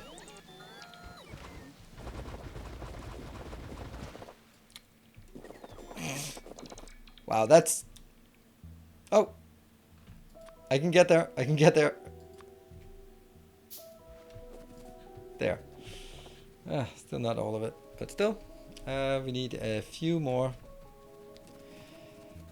I think you need a break. Okay, a post from Factorio sounds good. They will be very interesting games anyway. Yeah, I think so. I hope so. I mean, we don't know, but I hope that they'll be interesting, and I think it'll give us an opportunity to play something that's more core, that's satisfactory. So satisfactory will probably take over the Factorio time slot, and then Darkest Dungeon will take over for Valheim, but it depends. I don't know how much content. They have kind of hinted at, like, lower your expectations for Darkest Dungeon. There won't be a lot of content available to start with. So if there really isn't a whole lot of content available, then we can't really spend so much. And then it might be like a Friday thing or something. Like we did the Friday Darkest Dungeon back in the days. Darkest Fridays. I thought that was a really cool idea, but playing... Oh, no. Playing more games at the same time is also kind of strenuous for people coming in and go like, what are you playing today? Why is it always something different? I don't know. I like it. Whoa, hello. This is just what I needed. You are basically build yourself some landfill. There we go. Does that mean you're not going to stream Icarus on release? Nope, that doesn't mean that. Icarus has been delayed, so it's currently planned for 4th of December, but in my expectation is that it's going to be delayed even further than that.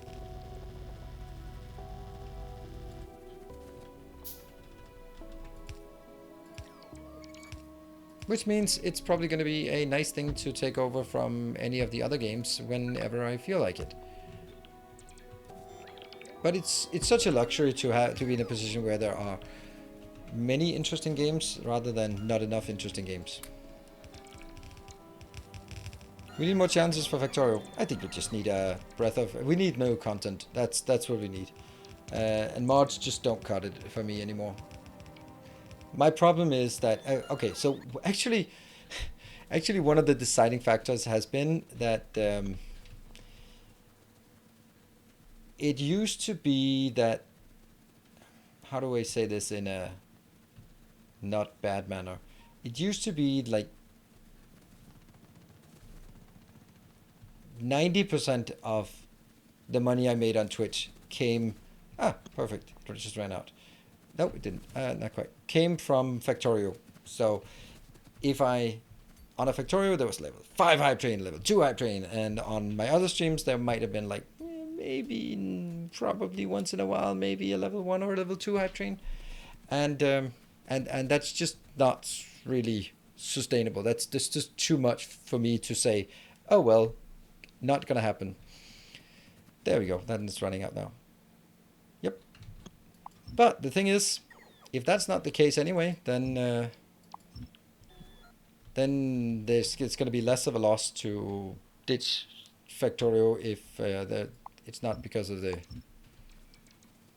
part. And also we've seen some good hype trains during the Icarus, which was really nice, because I've been kind of worried that the hype trains were mainly sort of because of the Factorio integration, and therefore if I didn't have that integration, that would be some of the reason why we didn't get hype trains for other games, because if there weren't any integration, there would be no reason to hype during a Dyson Sphere program stream, for example. I'm really meticulous about not taking the last one, despite the fact that, oh, nope, that I have all of this still in there. Yeah, so that's kind of just being totally honest with you about that, because of course I play what I like, but I also like when I like also paying bills once in a while, and it's just too much to leave on the table if it was consistent level 5 hype trains versus nothing. Hope that's understandable. But since that doesn't really seem to be the case, then it's less of an issue.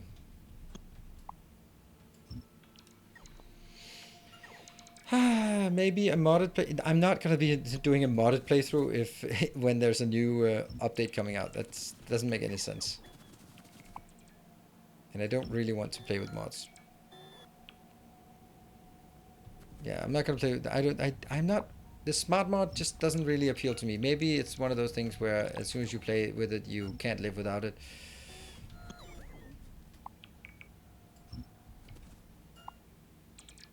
I'm actually. I mean, I don't.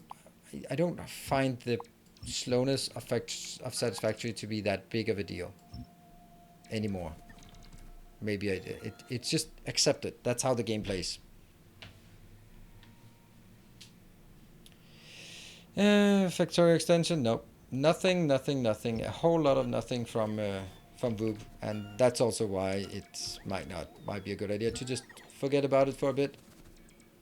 I mean, don't get me wrong. The mega base in the book is still running. And Factorio also gave all passes in Factorio. Might want to consider that as incentive for hyping in things like Icarus and Valheim. I don't. Yeah, see, Patrick, I don't really think so. I don't think that's. I've been sort of monitoring what people are saying and doing, and I just don't think that's the part.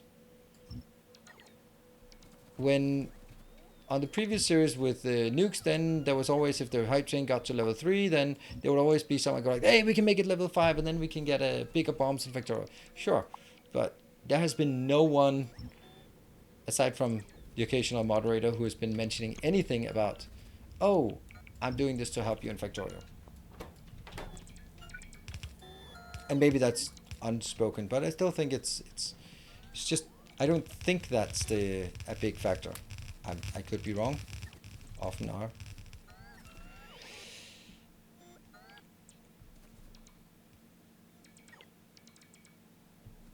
Yeah, incentive is to snipe. Yeah, that's true. So this is more competitive rather than collaborative. And that may also be a mistake, but there are many mistakes. Anyway, we do different things and we test things, and not everything is going to work equally well. That's just how the nature of how testing works.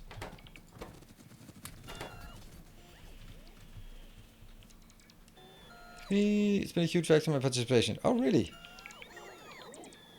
Getting your name on the map? Or has been a huge factor in your participation, as in you participated to win, but if you didn't win, there was no reason to participate? Or am I putting too much context into it? I like to give when I can, whether it adds victory or not. Yeah, take a ride. That's also kind of the assumption I got from you, or the sense I got from you.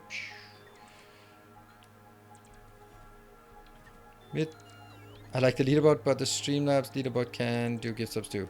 Streamlabs leaderboards? I mean, the ones on the monthly leaderboard, they're still there. And I'll keep that.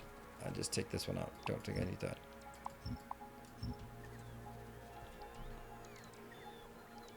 Regardless, but the amount frequency is definitely influenced by Factorio integration.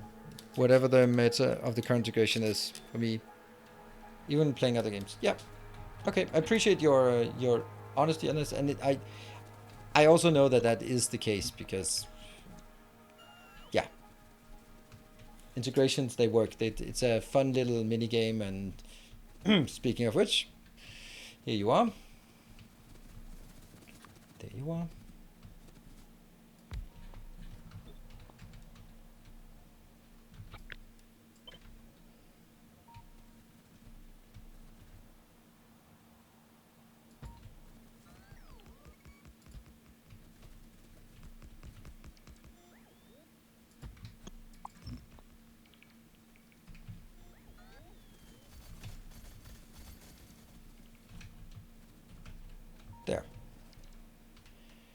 Right, so that is now done. Changed from that to that. I haven't been able to catch a stream in a while, so I haven't participated much in this series, but I don't think I'd participate less if I watched the stream of a different game. We may never know. It's also clear that, for example, like a subathon is good for a number of subs, but it's not something I can or want to do like frequently because that kind of... Oh no, another one ran out. Damn. Okay, that's an easy one. That's just changing it. That's just moving it over a bit. Oh, the cover X is done-ish. Oh, that means we can actually get the Mark II pumps.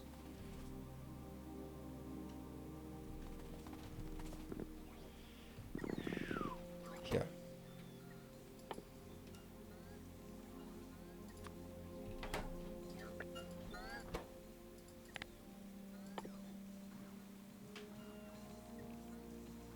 Yeah, so I'm really curious about like in things like feedback on this whole thing now that we're talking about this, and sort of how you feel about it, and that might as well.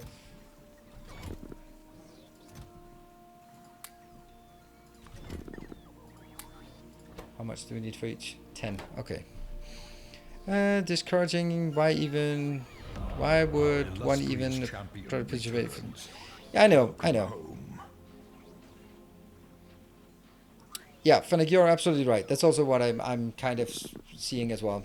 But I wanted to give something more to the people who actually were the big donors, and I think that's also fair. But you're absolutely right. The 200 jump scares, yeah, and I'll do something like that again. But I don't think it's going to be next series. And thank you, Aurelian. Thank you for the 32 months. Yeah, I I completely agree. And it's I've been honest. I think I've been really good at coming up with ideas for integrations and stuff. But I also must say that this one is not as engaging as some of the other ones have been. Why do I have two of those? That seems weird. Shouldn't have that. Okay, let's see. You are still... Can I scrounge some red circuits from somewhere? There must be somewhere that has tons of red circuits. That is some absurd numbers.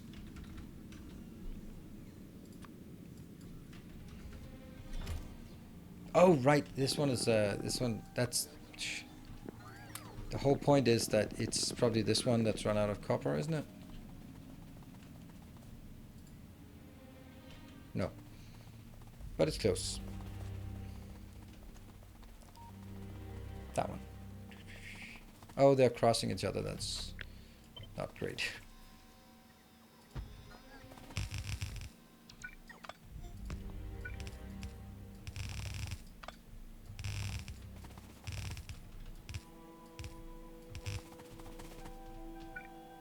There. To get a second right, because the competitive part is also very fun. I think I've given my biggest donation to this one, but I see how in aggregate it's this total. Yeah, but that's not all.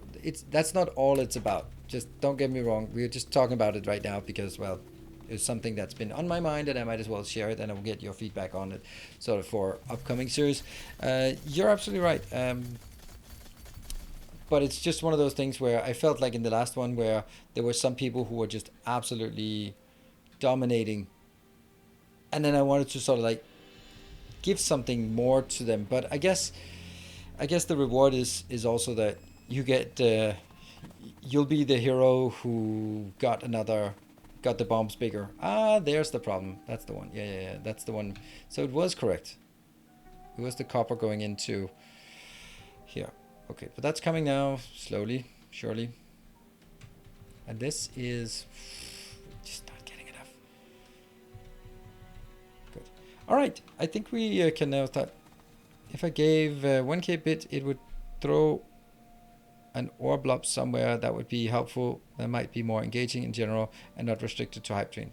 Yep, that's true. That's true. I'm not going to change this one, but it's something that we can do in another one. Like the bombs were bombs, but there could also be like, it could also be like spawning ore, and that would be, instead of doing it as part of hype trains, then we could just go like every 1000 it spawns, or every something it spawns. See, I was thinking about it, but then it would like, okay, if it's every 1000 and it just spawns like a small blob, then it gets like really annoying to mine it out. But if it's then, should it then be bigger, then it's every 10,000, but then you don't really feel you participate if you add 200. So I was like, oh, you know what, hype train, that's kind of, that can be small and can be big, and then we arrived at where we are right now.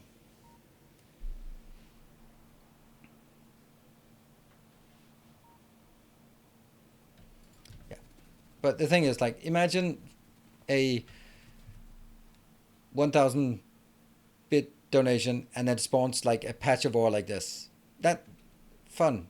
It might destroy some things, but the whole map would be plastered with just bits of blobs, and I would spend even more time moving things around to harvest things. And I think that would, gameplay wise, be really bad. It might be fun to see it, and you might feel that it's fun to spawn something, but it would make the game really boring because I would just constantly be running around moving miners around, and that's why I didn't opt for that one. It was definitely on the table for ideas. Okay, right now we are constrained by purple science. If we're constrained by purple science, maybe take something that does not require purple science just for a bit. Yes, we need more laser shooting speed, right? It's just not fast enough. No robot. That one. We'll take these two out, and then we'll add them again.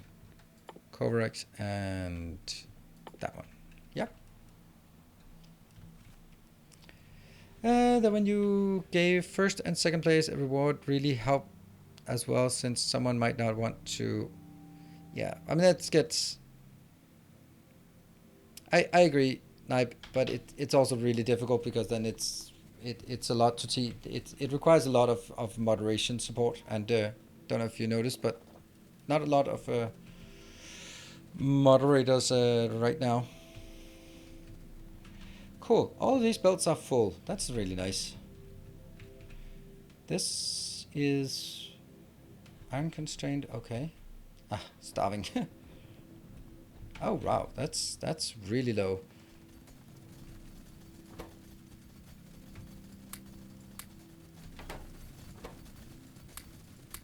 There.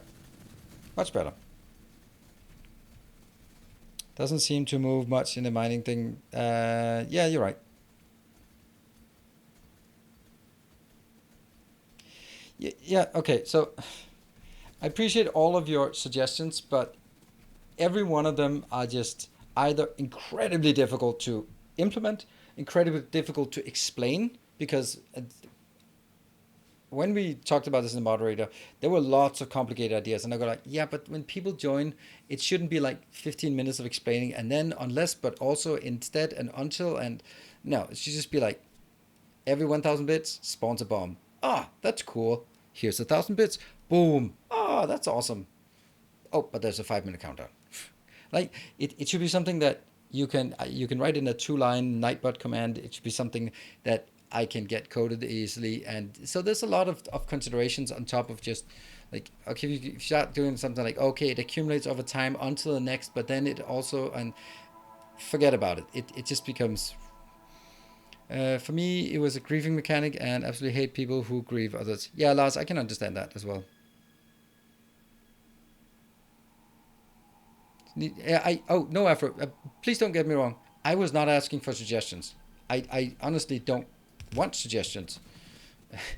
I just wanted sort of experience. It's I'm not looking for suggestions for my how to do things different, and how to make the next series, because the next series is not on there. But I'd like to the feedback on, hey, what did you like about it? I can understand that Nipe says like, it's pretty uncool to spend $100 and then be outbid in the last second, or when you're at there and you both know that you and the other person has spent $100 and one of you is going to go home sad, then having something for the second, for the runner up, is also cool. I completely understand that. Makes perfect sense. That makes sense, right?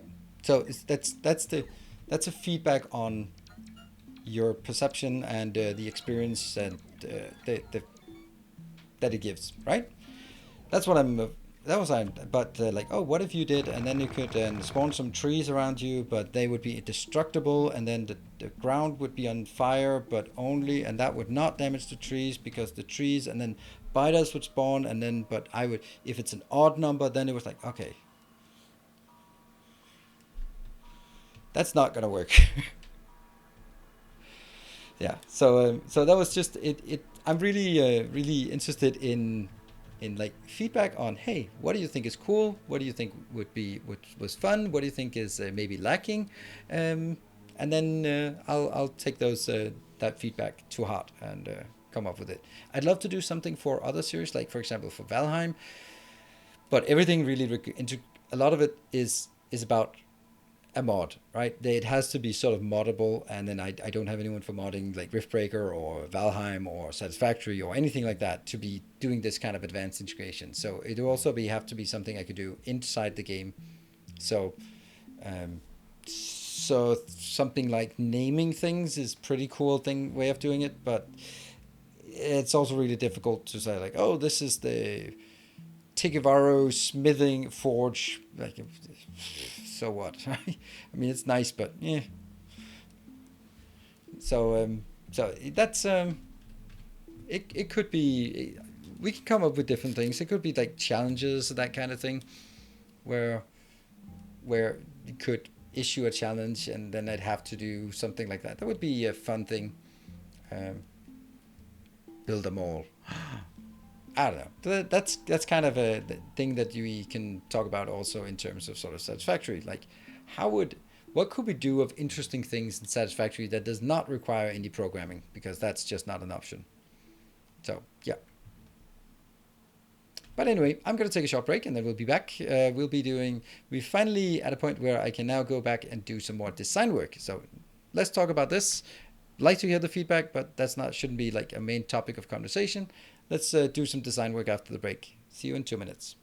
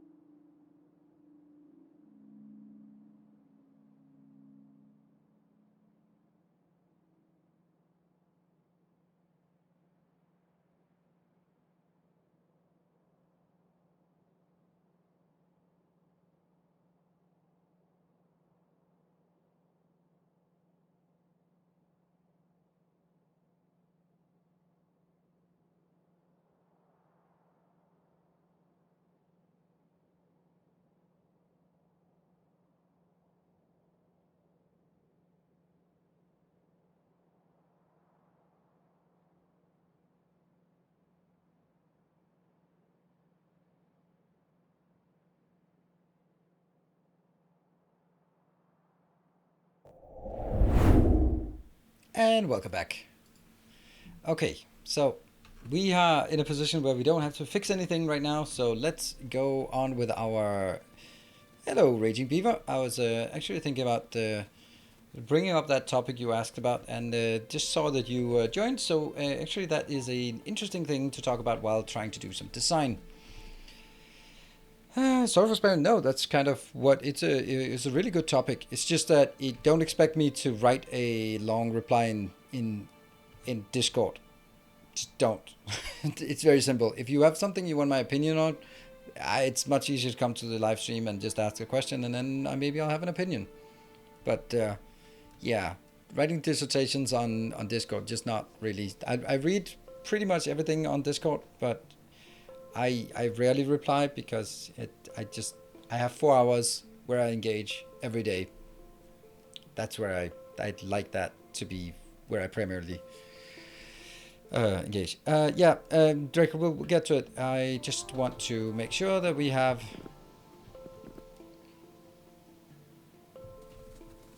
Oh, there was one thing. Oh, look at that. We're just not having speed modules. Oh, that's horrible.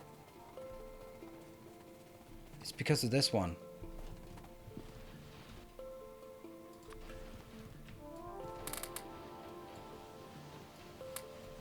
Oh, no, no, no, no, no. Definitely not do that. Oh, I think this might be the one thing you're not allowed to do, right? No, with the new design, it's not as broken anymore. It was that one.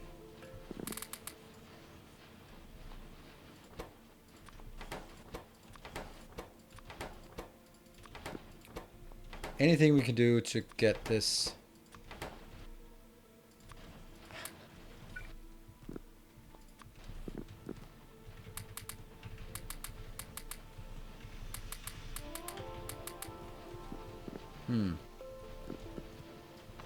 Actually, there's a better way of doing this.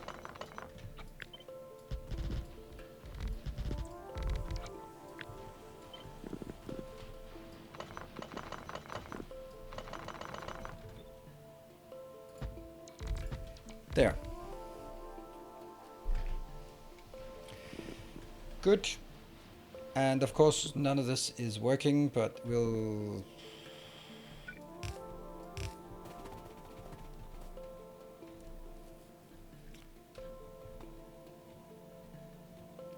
I don't like that. I really don't like that these are not connected.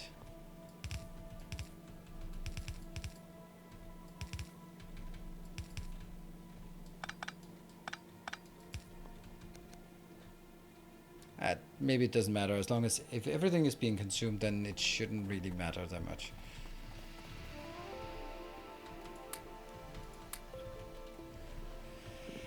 Okay, that one goes in, get slightly more. Hello, Typhoon. Do you have a link to your Factorio Masterclass blueprints? Yes, they are on my Discord.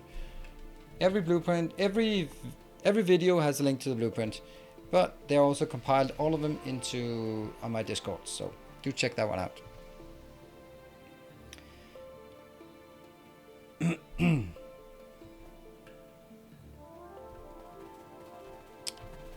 Okay, let me just figure out what the next step on this one. I think I'm going to make like only small buildings for this, and it ran out. Let's go out and fix that one. All right, so let's talk about. Our illustrious champion returns. Thank you, Stalinism. Oh, we haven't seen Stalinism for a long while actually. Same with Julian. There are unfortunately some people who just come in and go absolutely crazy for a couple of months and then never see them again. And it's such a shame. I'd rather have them less crazy for more time. Hey, Tekavara, thank you for the 200 bits.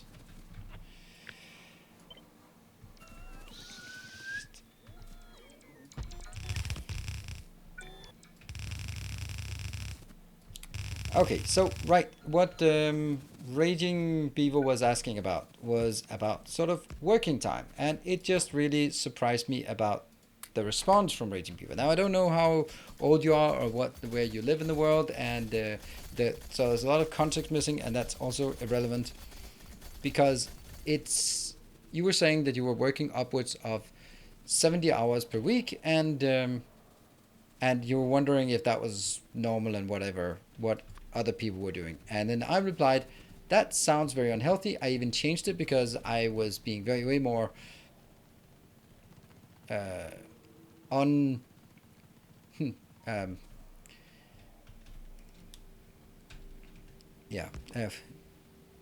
way more clear in my communication first. Like, that is unhealthy. And I still believe that is unhealthy, but it's just not my place always to be saying that.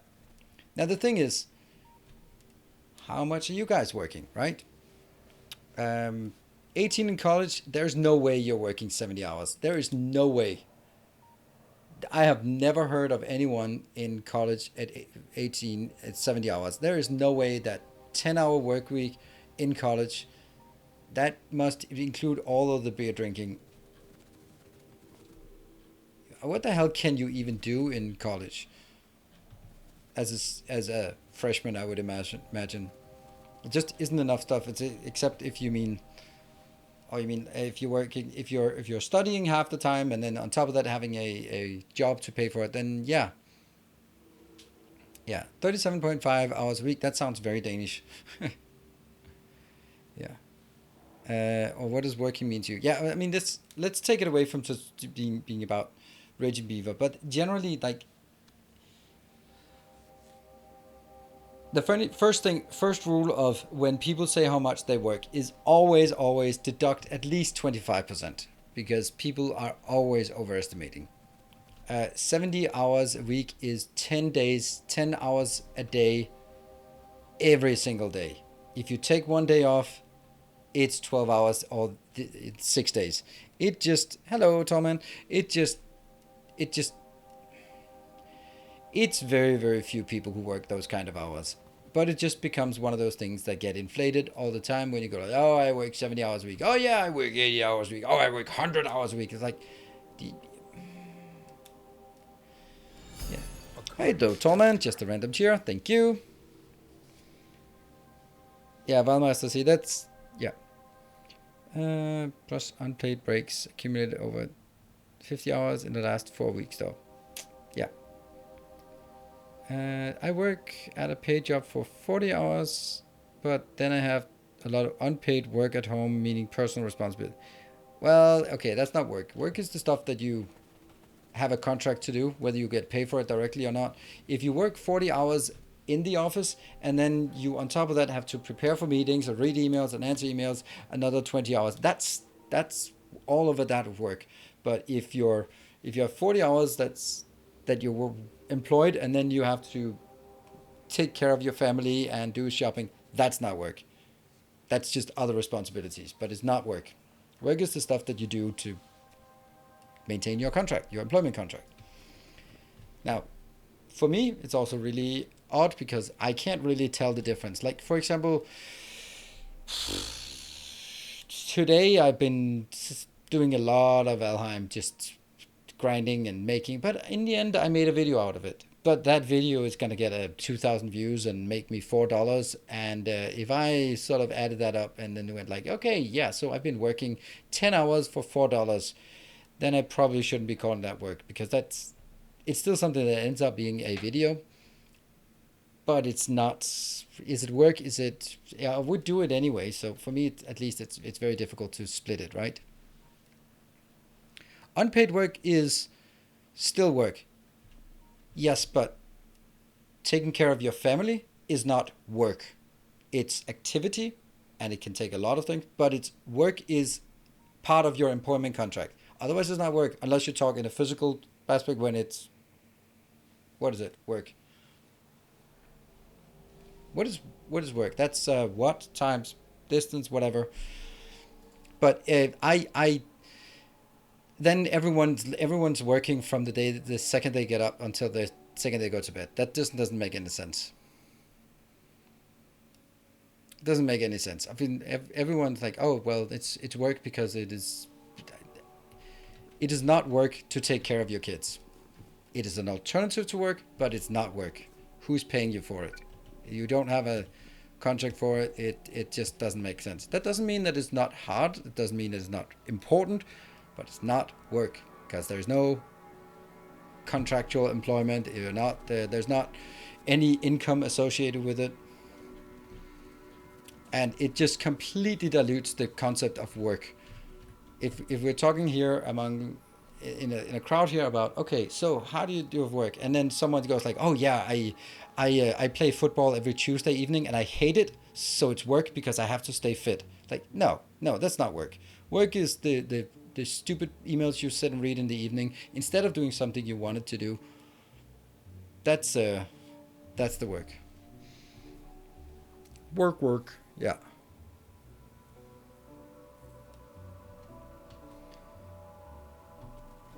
Yeah. So in order to avoid that, then it's part of your employment. Very narrow definition. Yes, I do have a very narrow definition because everything else is completely insane. It's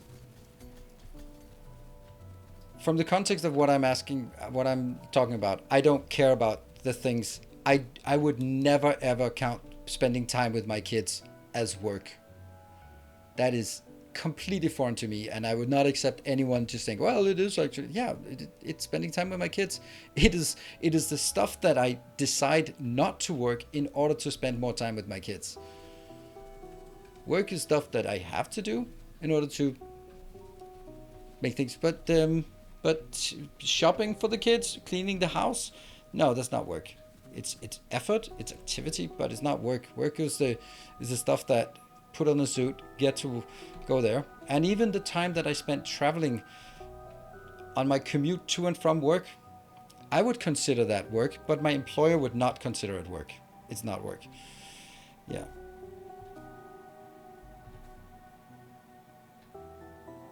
Might be off for summer, but show up at 7:30. Yeah.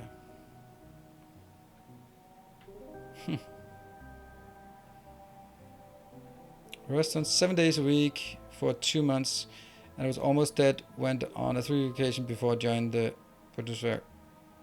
Yeah, that's a. You can do that for so.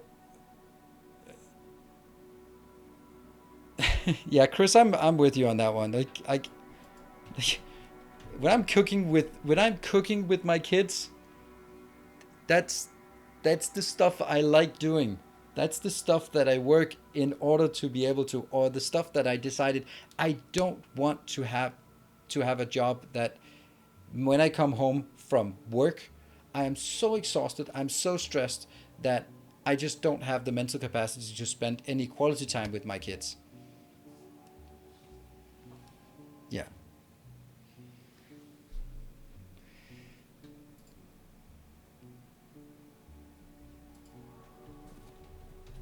Yeah, so for me, the kids is the opposite of work. The and child rearing is definitely not. I've been polluted with people who think you always have to have a side hustle and always make money. Yeah.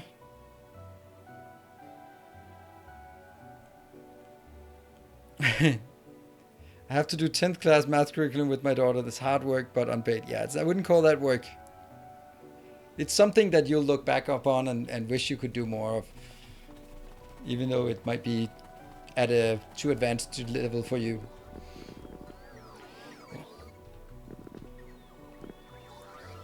I'll take one of these. Let's do.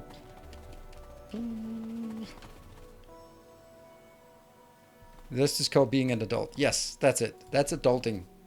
Adulting. We got to do some of that as well. Whoops! I just deleted that one. But it just doesn't. I know from a. What I think is the issue is like from an American perspective.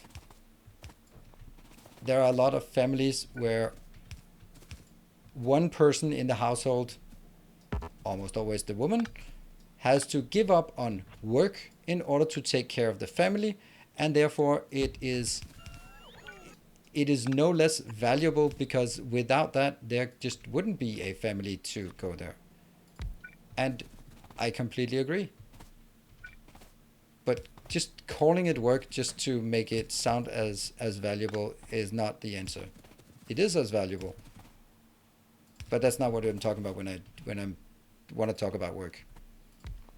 And I wanted to just talk about sort of what you think is a reasonable amount to work. Like how much of your time? Because I think that it's like the worst thing you can hear employees say, like, oh, we work hard, we play hard. That means you work all the time. It is the worst. Oil pumps? No, we did not. I built them, and I have. They are kind of working-ish. Oh, No, not really. But we can get a few of those. I don't think we're in oil problems right now.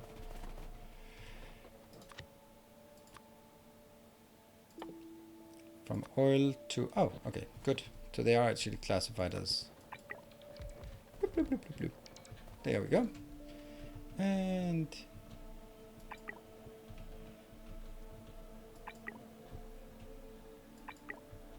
Oh, did that just do a lot of things? Oops.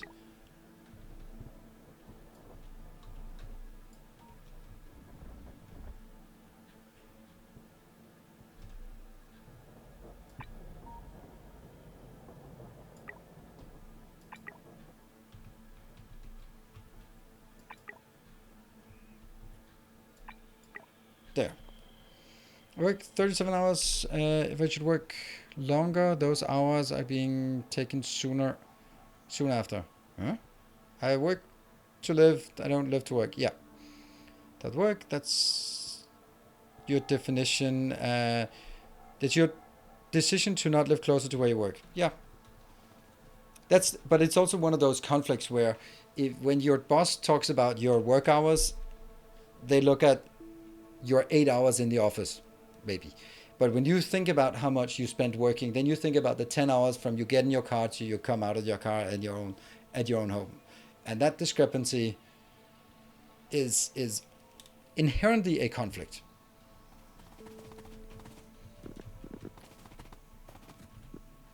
Did do that one, right? This is 138 per minute. That's the target number we need to hit.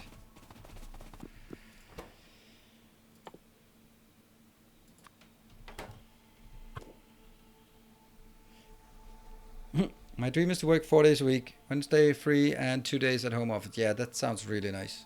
Sounds good. My wife's home tending work because she actually does contribute to the overall financial benefit of the family. We had 6 kids, daycare would have killed us. Tricoris, I completely agree. But it's just... See, I think the discrepancy here, and I think also what Draco probably took offense to was that I don't discount it as being important. And I don't discount it as being a necessity for you to go out and make the money, and then it's part of the making the whole family economy work together. But I was talking about, let's say, employment contracts or being self-employed, the stuff that brings in income. Right. That's what I was talking about. That doesn't mean that I'm discounting anything else. So.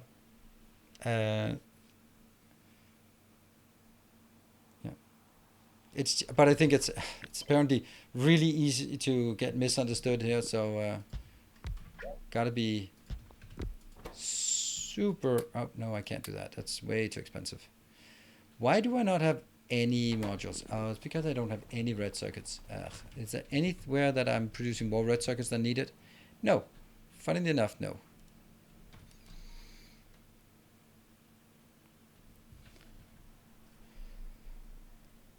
I love my commute of 0. My roommate has to go to the office again, and that's almost 1.5 hours of driving. I'm not a fan of that. Yeah, completely agree.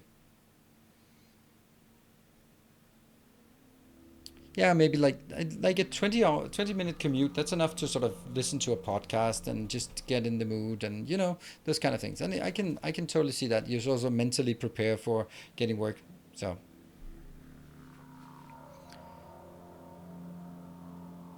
Yeah. So anyway, so taking it back to my own perspective on this, I came to the conclusion back in my corporate days that it was just not worth it for me to spend the time on work. Right? The work being my employment contract and all the things that were associated with it. And when I sort of included all the other things, the 1 hour commute each way, the sleepless nights, the constant anguish, all of that gripe that was included. When I include all of that, look at all of those juicy red circuits. Why are they?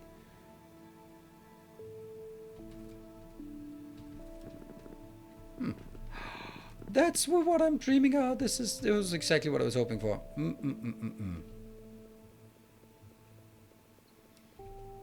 yeah. Then that was the point where I was like, okay, I I don't have time to the things. My kids are growing up, and I don't have time to see them, and I was absolutely hating that.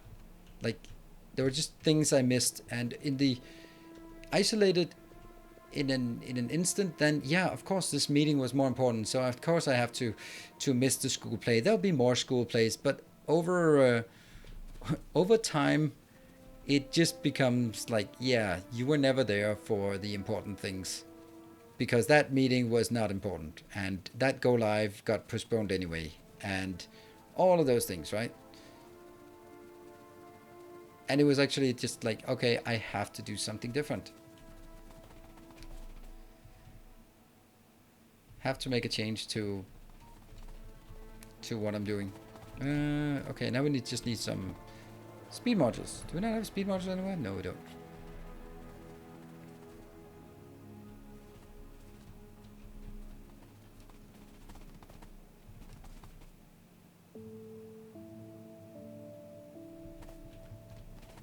Didn't have time to see my wife either. No, I didn't. But that's kind of not the topic here.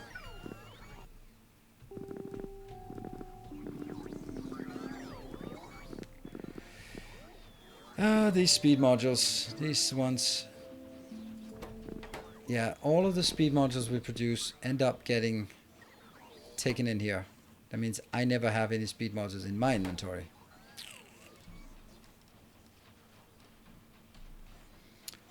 What you do right now kind of feels hardcore. Stream 4 hours a day, sleep, get up early. Is it healthy? A good question. I don't get up early when I don't have the kids. When I get up early with the kids, I go home and I get some more sleep. So I would go to bed at this time anyway, and so I think that kind of, I have a lot of time. I mean, like, I do work a lot because those 4 hours in the evening, that's pure work time, and then definitely 4 hours more during the day for a YouTube video.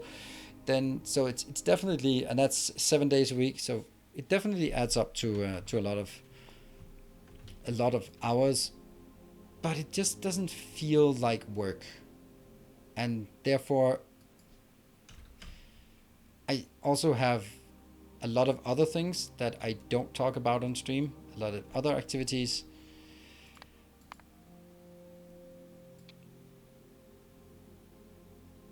There, 47, 48.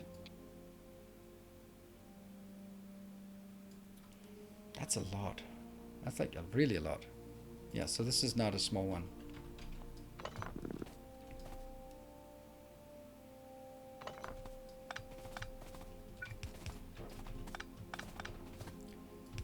And I do spend a lot of time on sort of both on socializing during the day. I have a lot of people I see during the day that is just absolutely fantastic that I can do that during the day, which I couldn't do. But then of course I miss out on sort of evening activity. That's kind of how it works. Has it felt more like work over time? No, actually not. It's a really good question. Really good. It's sometimes some things feel a bit like work. Like, of course, there's the boring things like doing your taxes and that kind of thing. But like entering comments, that kind of thing. Sometimes that's not always the most fun part. But I'm always looking forward to streaming, and maybe that's also coming back to the part where we talked about like it. Yeah. Okay. So I hear a lot about content creators getting burnout. So I was curious. Yes. Content creators complaining about burnout are, how do we say this? If you see someone who's making hundreds of thousands of dollars every month and choose to stream 200 hours a week and complaining about burnout, you don't get my sympathy. Just don't do it. You don't need to make hundreds of thousands of dollars every month, but you choose to because you're addicted to the rush, and that's your problem. Don't come and bitch about burnout if you're just raking in that kind of dough.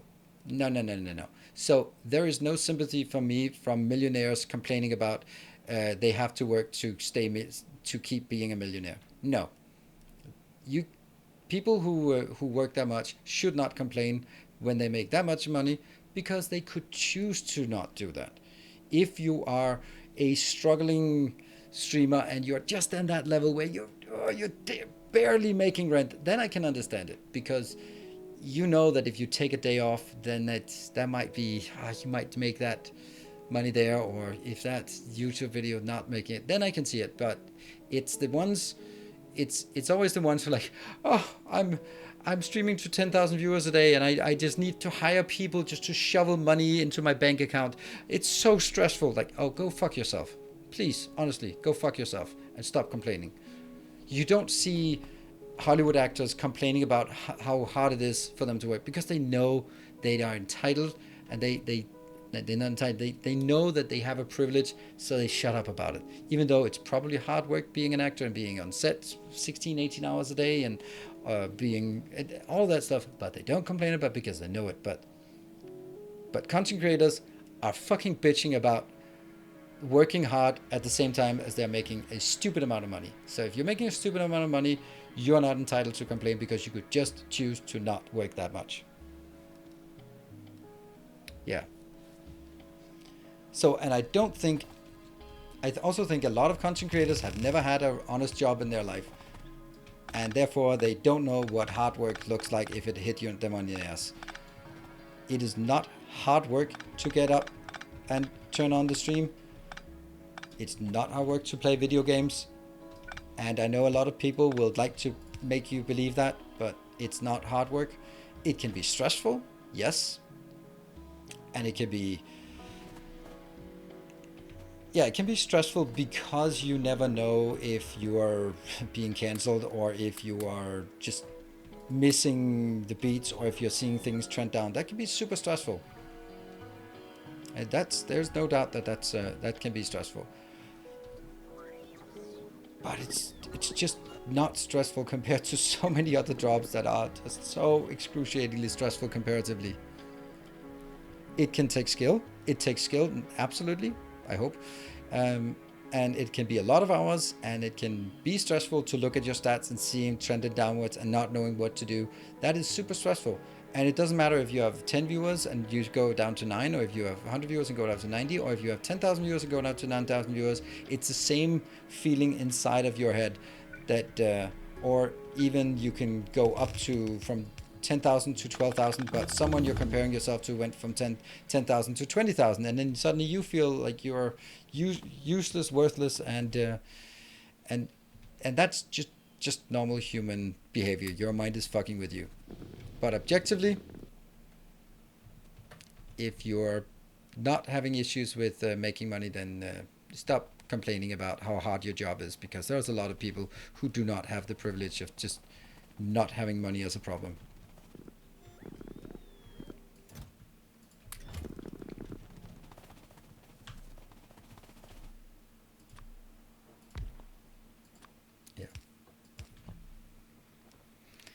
Got my first dislike on YouTube the other day. Oh, the humanity. Ah, man.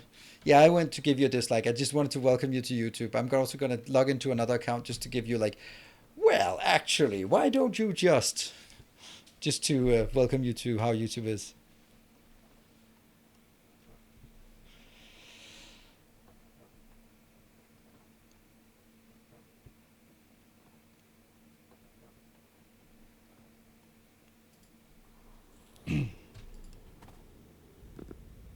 If it's not fun anymore, like your mega base, at some point, it was clear it wasn't fun anymore.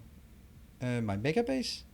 Oh, mega base. Oh, right. Yeah. Then that's also it's a balance between keeping your promises and your consistency, and also staying true to what makes your thing. And for example, my mega base in a book, I said I wanted to make an episode for every Templar. Ultimately, I'm not going to make 10 episodes that I don't enjoy making. Maybe 10, but I'm not going to make 20 episodes I don't enjoy making. Oh, I need some chemical plants. Yeah. I've also said, and I think there's a Twitch clip of me of if I ever complain about my job being hard, then you can call me a whiny little bitch, because I'm not entitled to do that. I'm super privileged to be allowed to do what I do for a living, and I'm very happy to do that. And if I forget it, you need to remind me. A kind. Hey, Karenza, thank you. Thank you for the 300 bits.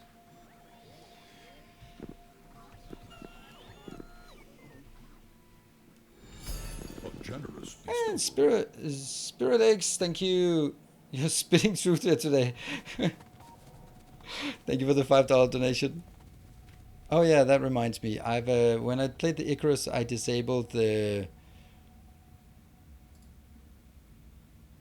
one, and what happened was nothing happened. There we go. Anyway, that was just something something I find that I'm really happy with what I do, and I'm very happy that you allow me to do that. And I certainly don't want to take it for granted. And if I do, then I hope that someone who has earned my trust will remind me.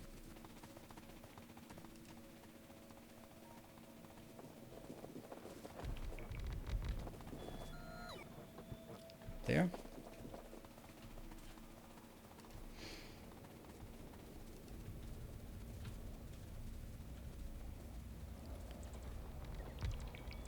A few are still unupgraded. That's fine. That's good. You ever get so lost trying to solve a problem in Factorio that you completely forget why you were trying to solve the problem in the first place? Not really. I think.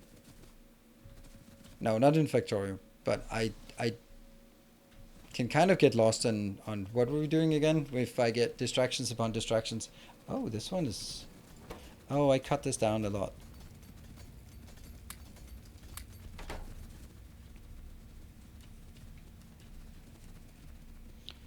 How many modules? Oh, right. I didn't even think of that. Can you add more modules? Yeah, you can add 4. Ha, crazy. Don't think I want to do that, though. Ah, I wanted the chemical plants. Went in here to get some chemical plants. There.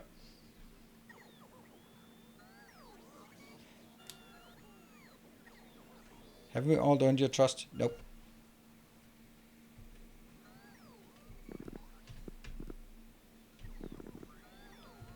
You know that. And if someone tells you that you're not yet you're doing something wrong, then it's really... Hey Nick, thank you for the 300 bits. Thank you. If someone tells you you're doing something wrong, then now I say you, but and take myself, and then you can weigh in whether you feel the same way. If someone tells me I'm doing something wrong, then they're probably idiots and assholes and don't know what they're talking about. That's going to be my starting point. So that's why I'm saying someone who's earned my trust. But if someone comes in and that knows me and say, actually, maybe consider this, then I'm going to listen to it. But if there's a random YouTube comment that says, today there was one like, finish your goddamn sentences, I can't take it anymore. Then I'm going like, well, fuck you. You're not, you're banned on my channel because I don't want to take your shit anymore. And that might be true. I'm not finishing my sentences. But I can't really use a comment like that for anything. It's not like I go like, oh, I should finish my sentences. Thank you for that valuable input.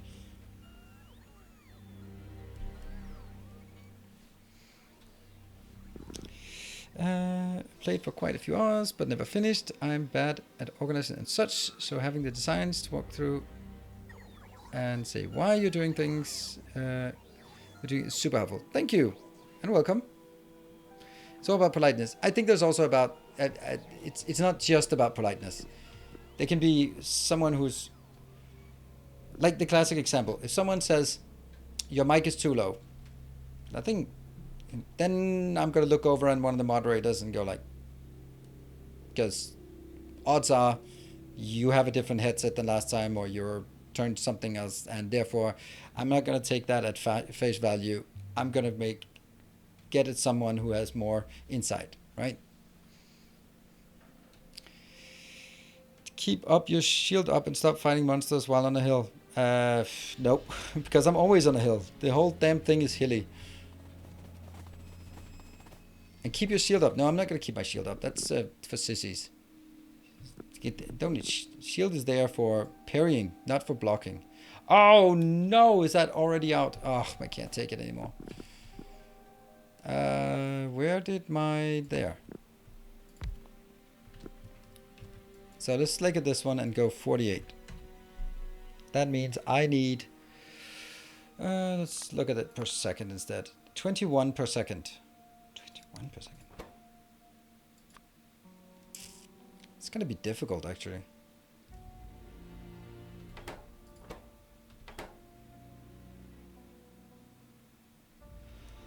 Any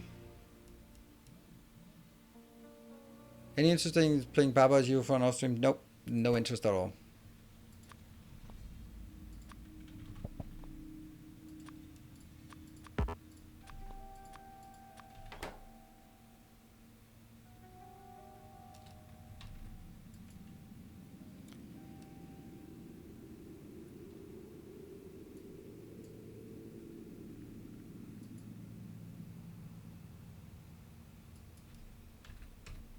$21. Okay, so how much do I need to get to 21?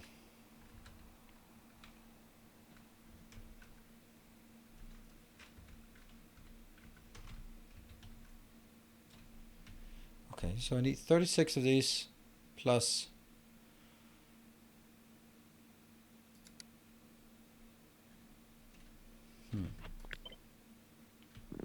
48. How does 48 look like? Okay, go one in, one out. I'm just gonna make it as simple as possible. 2, 3, 4, 5, 6, 7, 8, 9, 10, 11, 12.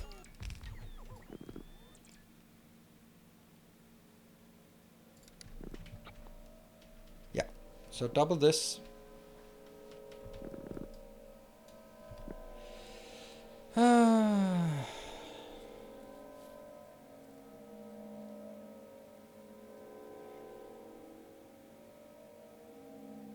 What are we talking about? What about talking about today?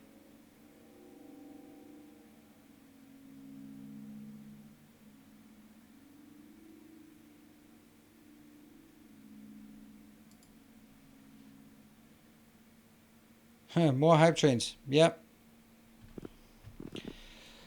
Yeah. We are completely out of copper. No, we have one here.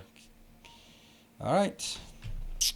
Well, 100,000 is barely worth going for because it burns out in 2 hours or 1 hour or something. We're gonna have to do it.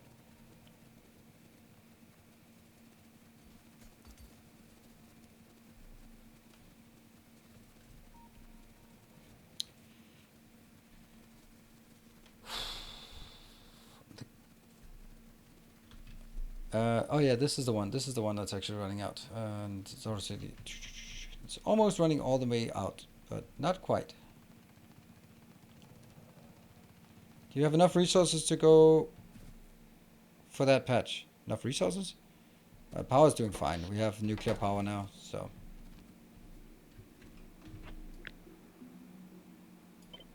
Not too worried. Take all of that out.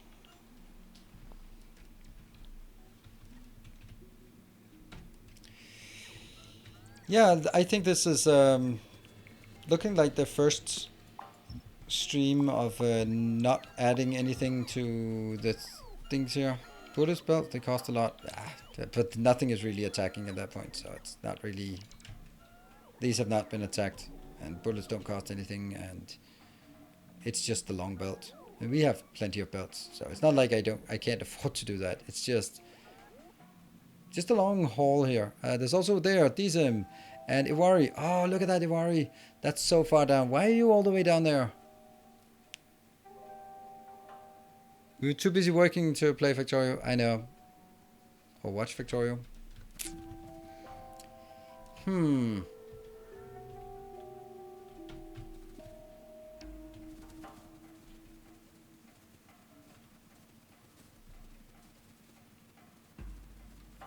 run through these.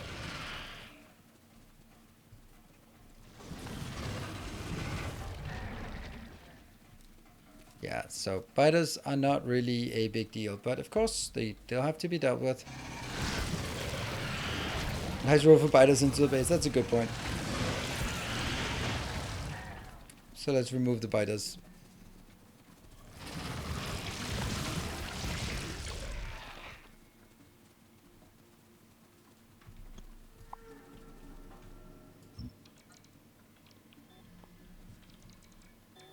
Right, we have some iron here, but that's... Yeah, I know, the landfill bridge. I know, we're gonna go up there and fix it.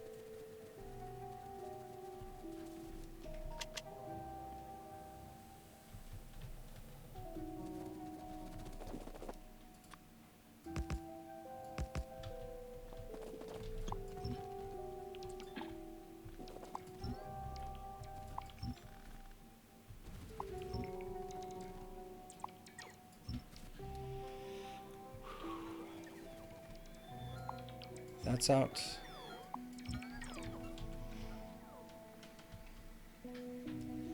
I don't know, maybe we just go from here, just go straight down here and just take that. Just so we don't have to do that all the time, because this one's going to be busy.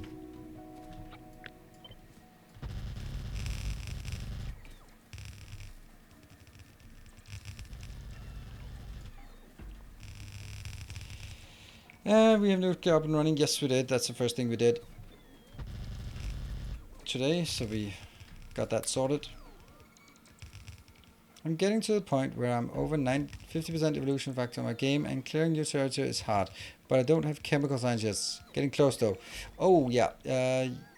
Okay, so when you're getting to 50%, that's when the blue biters start coming. With the blue biters, you really want piercing ammo to take care of blue biters. Military? That one.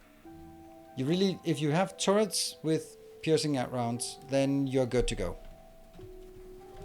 If not, but that does not require any blue science. But that's from a defense perspective. That's not from an attack perspective.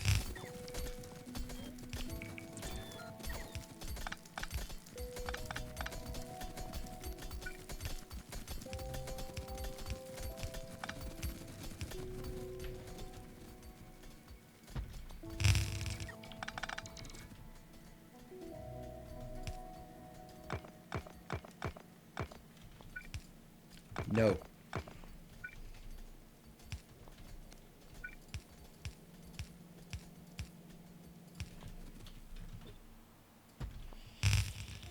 Yeah.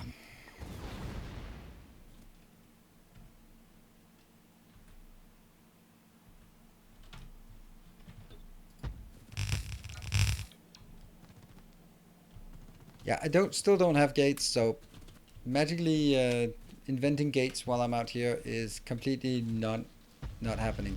And I just don't care. Because first of all, they're not going to attack. Second of all, if they attack here, there's still a million things. This is just not a non-issue. It's a complete non-issue. And keep bothering me about gates that are... They have absolutely no value. They're going to do nothing except aesthetics.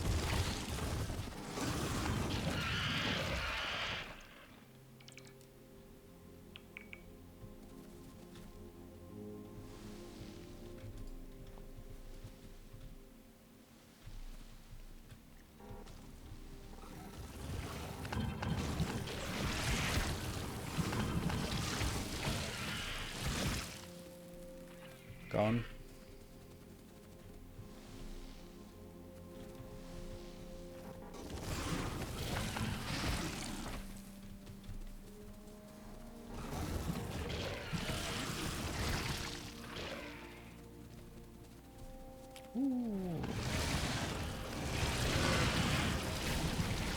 It's both really enjoyable to just go through biters like this, but also just makes it even more obvious how utterly wasteful it is of an activity. Like, just go through it. And of course this is with all the upgrades and all that stuff. And with less upgrades it would be less overwhelmingly overpowered. But still.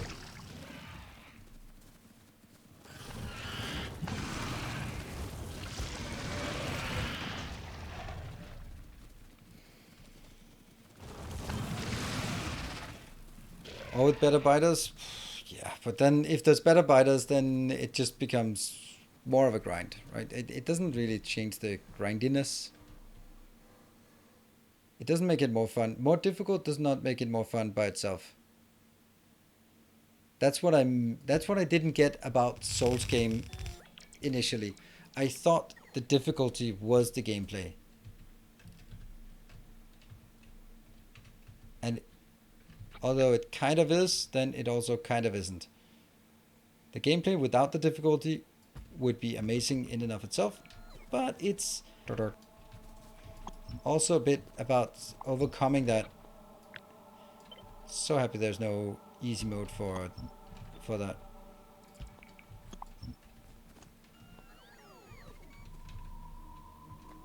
There. I think that's fine.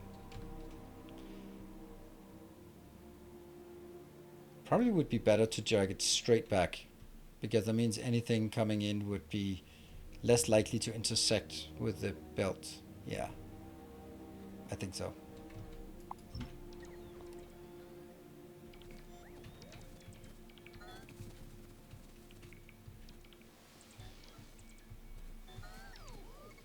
Clear bite is like Sen? I don't know. I don't need. I can't upgrade this anymore. This is the maximum I can get. Hello, Hawk.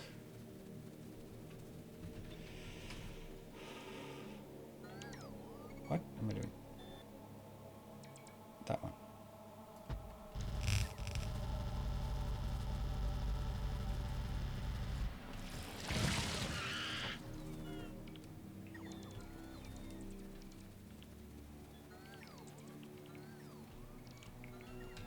Drag to the left. Yeah, but this is 2 million. I don't imagine that there will be a next.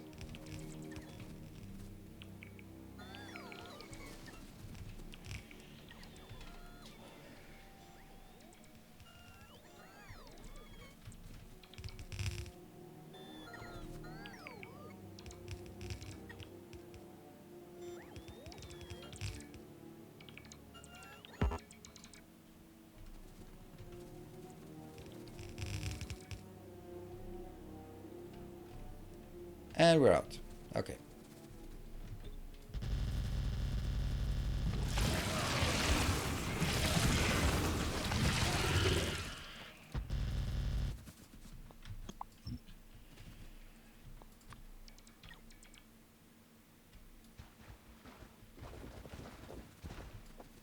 Is that on track? Yeah, it is. Is that still on track? Yep. Kind of.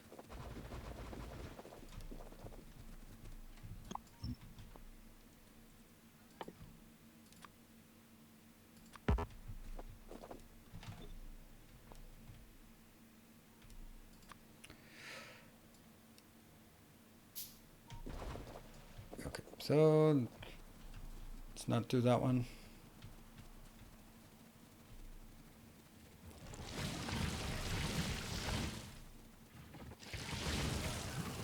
It's basically just wandering around the map and then deleting the red blobs. It is not much more difficult than just removing the fog of war.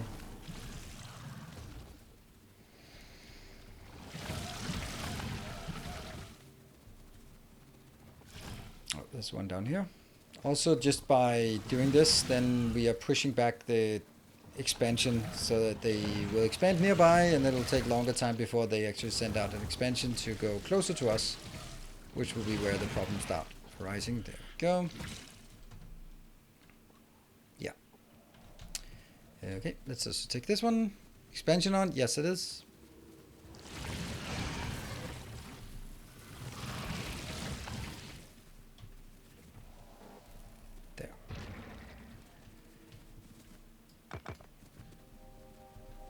And let's go up and get some more belts, more belts, more landfill.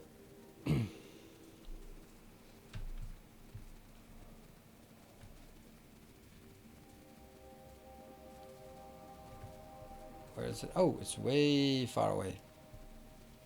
Okay, let's get the belts first.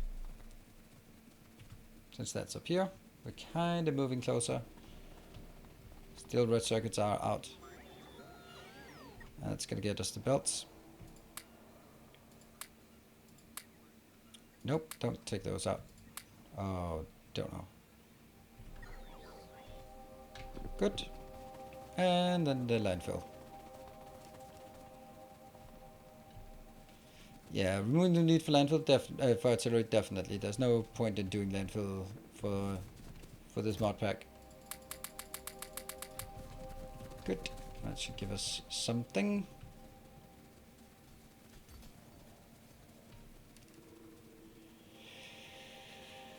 And all of this is not working yet. Okay, hold on. Okay, I'm still way too far away. Oh, that was a mistake, probably. Taking that one out.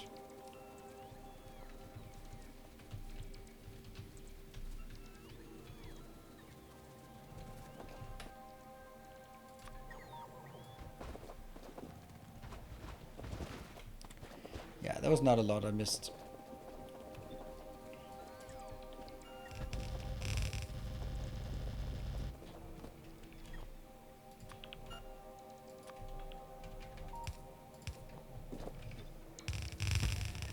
And then I have to figure out where I want to bring it in. I think I want to bring it here.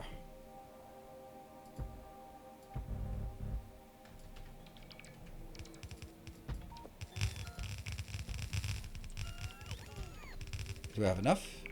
It's gotta be close.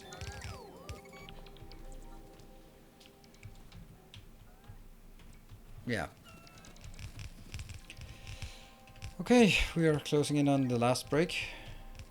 And also closing in on being out of belts. But we have a few more here.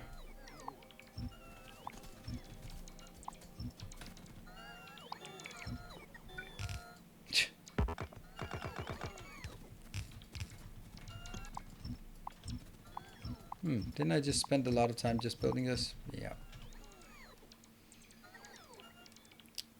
Thursday, we'll get a Nobel Prize for not using artillery. I don't think so. Oh, there's a nice hole in the wall here. And these have not even taken a single damage point, even though there are holes in the wall. So I don't think the walls are strictly necessary at this point. We actually had the one place that that one is the only gun turret that has taken damage.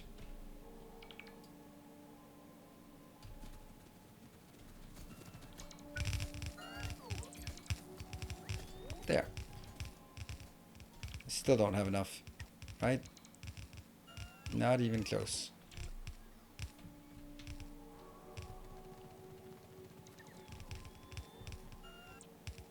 Funny how it just doesn't send out all of them at once.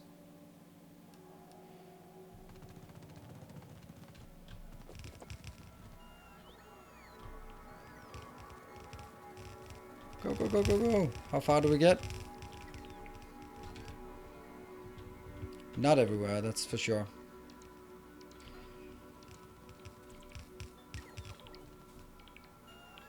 Ah, look at the desperation here.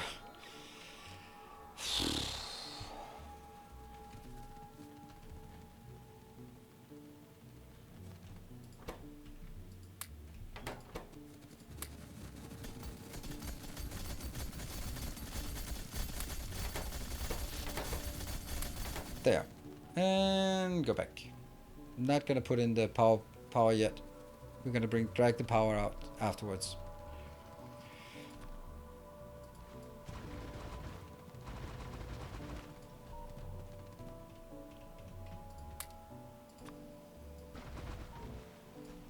Yeah, more belts.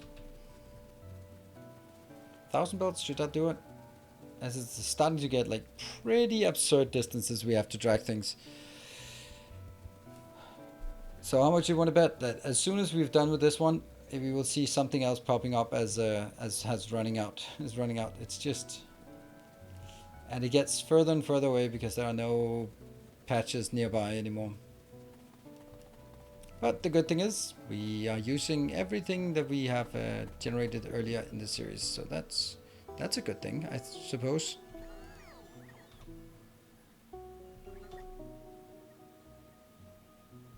There. There's still stuff coming. No, it's not coming to me. Go, go, go, go, go. Oops. Except coal. Yeah, coal's not being. And what we also want is... Oh, that's too much.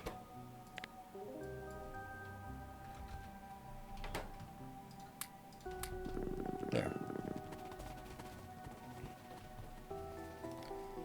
Are you not using trains on this map? No, I'm not.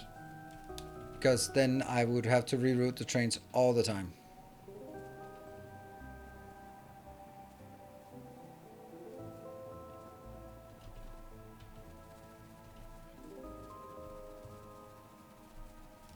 So that's why I decided not to do it. Also because the last one was so heavily focused on trains. My mega base is heavily focused on trains. So no trains this time.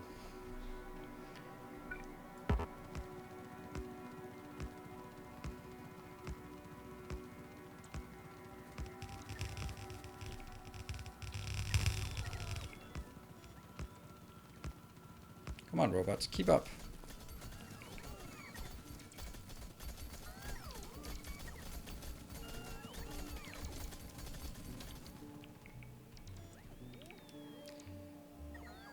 Need an entire patch. I don't know. I don't know. But most of this is reused. And we also, as much as I don't like building it this one because it opens new territory. But then again, I don't think that it's gonna be something we really have to worry about right now. Like, oh no, more stuff spawning. There. Iwari, you did not think you would be taking this one. That one would be taken, but we did. And that will be eventually be some lanes of copper coming in. Any biters nearby that needs some popping? Nope. Alright, now I'm gonna take a short break. And then we'll go back to the design. Pollution will open new territory anyways. Yes, from a chunk active perspective, but not from a can spawn. I think it's visible area and not active chunks, or maybe it is active chunks. Don't know. Depends on whether it's visible area or it's active chunks. That's the basis for the selection of chunks to spawn in. Anyway, short break, and then we'll be back. We'll do some rocket fuel design, and then we'll see how that goes. See you guys in 2 minutes.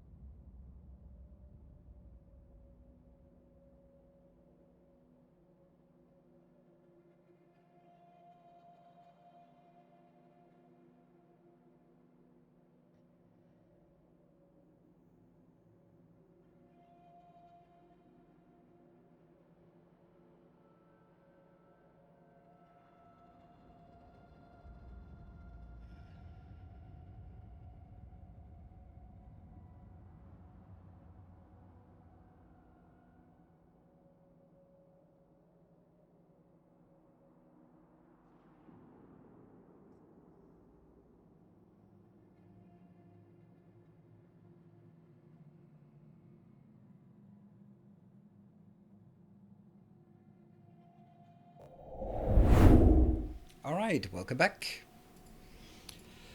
So, back to the design work. We are jumping straight in here before anything new blows up. Yeah, that's not really helpful. Oh, look at that. We can now see another one on our map.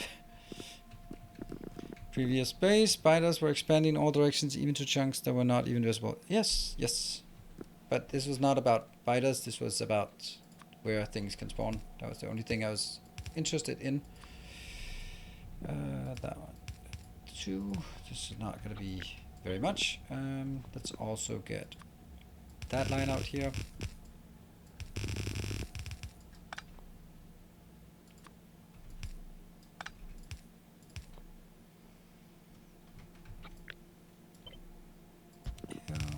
Here. Oops.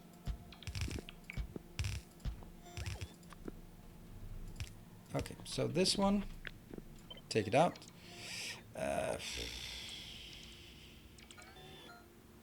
Maybe like this and like this. So that's the 48 of these that I don't have enough of. This is going to be the 2.3 per second, and it has to be 138 per minute. It's good. Then let's do the other one. This is 36 of that. I can't do 18, but I can do 3 lanes of 6 as 3 lines of 12. 3 lines of 12 is really bad. 12 is just a nice number here.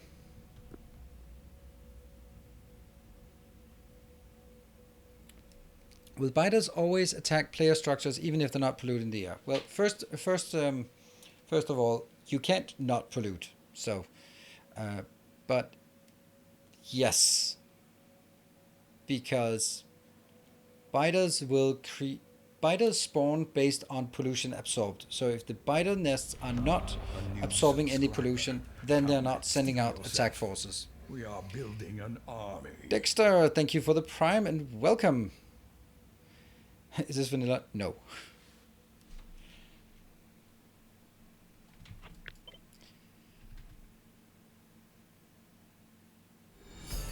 Hey, Takawaro, thank you for the 200 bits. I mean, I really appreciate you have been trying so much today, and it just doesn't work.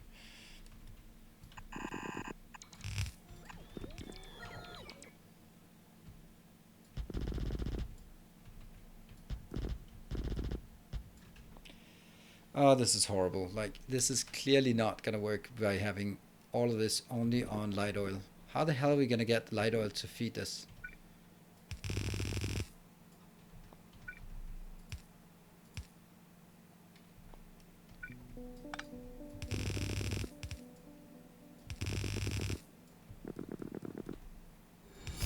A kind gesture. And thank you, Peter Jar, for the 200 bits. Also trying. A kind gesture. And baked beans, one more.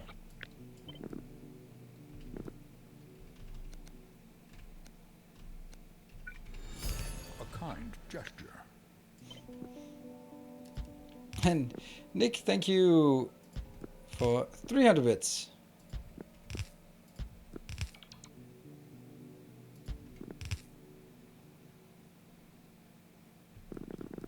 Oh, there it is. There's the problem. Our illustrious champion returns. Welcome home.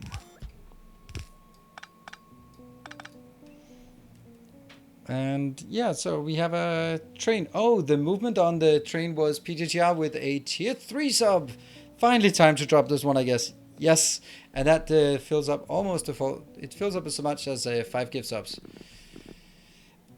This it's gonna be a one side, so I don't know. Tales of our endeavors. Hey, Takavaro, thank you for gifting 5 subs. Puts you certainly squarely in the lead for this. And Baked Beans, thank you for 5 gift subs as well. Tales of our endeavors proliferate. Takavaro beat you to it. To the 5 gift sub threshold. That one. And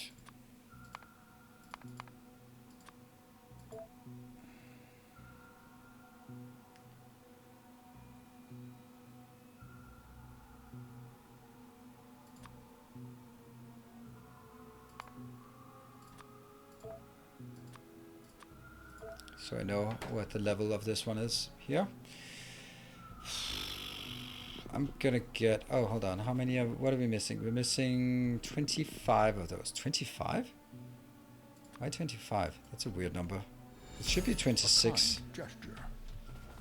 Prime username 1234. Good name. Thank you for the 400 bits. That puts you in the lead there. Oh, Takevaro. That was a short-lived thing.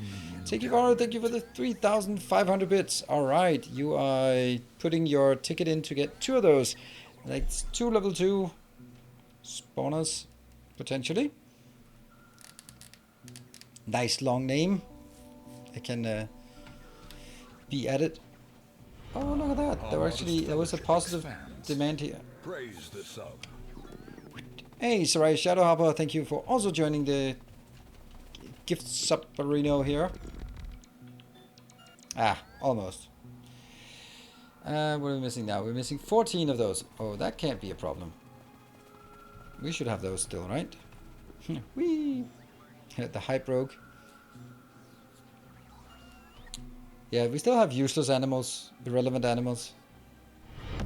More shall gather. More shall enter the fray. Baked Beans, thank you so much for the 20 gift subs. So there was some pent up gift subs that were just aching to be donated. Thank you so much for that.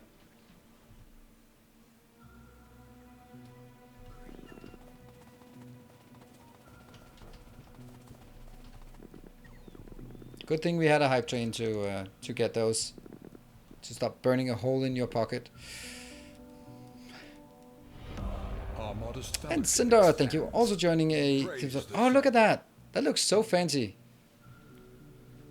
Did Baked Beans just gifting this up? Look at that! You can make like weird things next to it. Blowing the monthly budget early. Yeah. Just get that out of the way. Just blow it. Done. Be done with it. Don't need to worry about that anymore. Do we like this? No, we don't. We certainly do not like this here.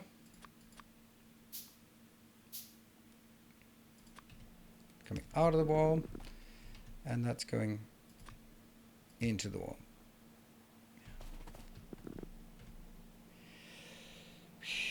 Okay, I don't think this is gonna work. I think that I have to do something like this.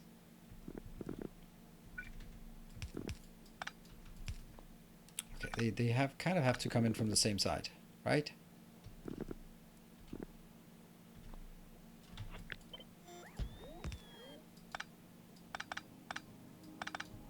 And then not connected here, but this one goes. And then this will actually be.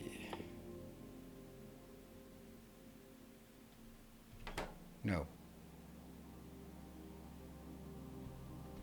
That's not how it works.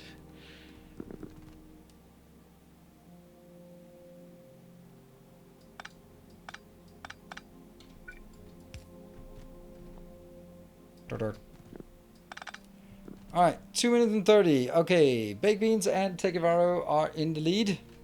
And now I can really see that what you've been highlighting is, of course, that if someone was going like, oh yeah, I'd like to participate, but I'm not gonna beat 20 gift subs, so why even compete?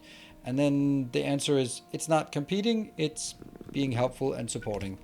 So that it really shouldn't be about the competing, hopefully, but you know, I understand.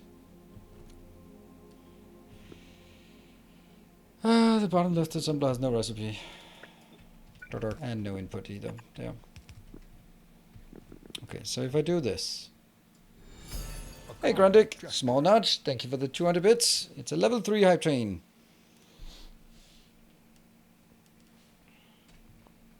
This is good. This is, why is it net positive?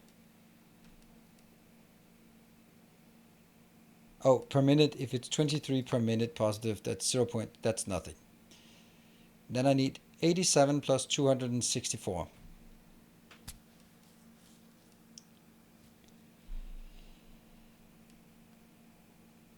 If it spawns cold, do we circle back to our statistics from earlier? Yeah, we absolutely do. We also blame Jeff for not making it correct.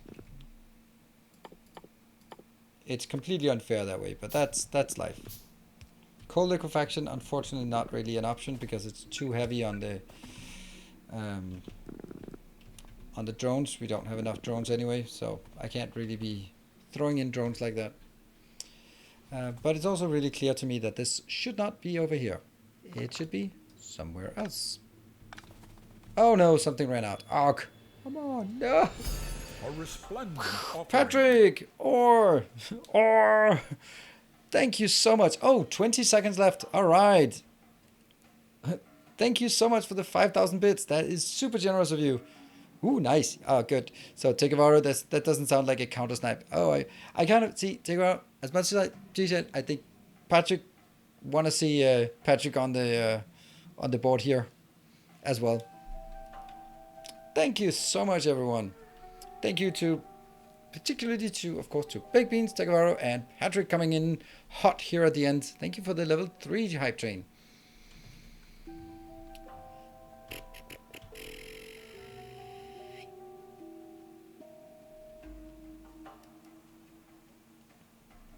I guess this one's going down there.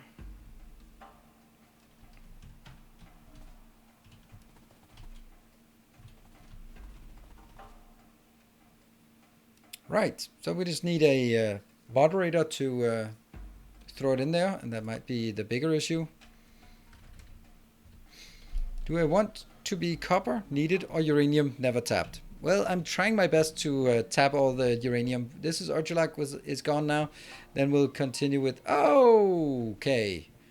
Baked beans. Coming in hot. And Patrick is coal. Jeff. How... This is not working. I'm quite safe it seems. Yo, you're quite safe. Even more safe than uranium. Damn, I did. Look at this beautiful location. Why is it coal? It should be anything but coal. Well, but not uranium. Damn.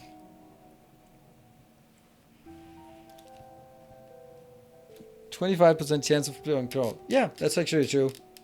So right now, if we circle back to our previous conversation, we've had 4 instances, one of them being coal. That sounds more like 23% than to 8%. But at this point, I think it might be just a bit premature to conclude.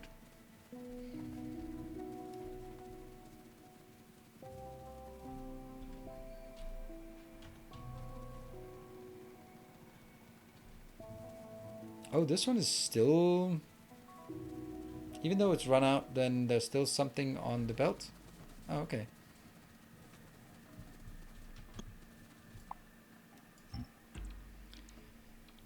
We still have to do... Well, someone else was saying 42 tries, but... there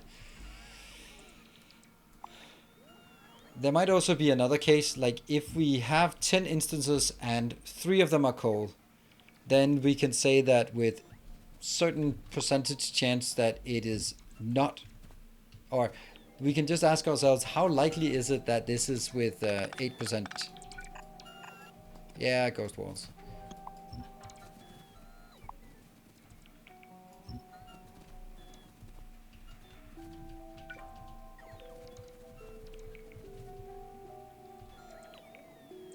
Come on, robots. They're so slow at charging. A long time ago, me and my friend flipped a coin and landed 20 times in a row, so statistics. Well, that's actually probability.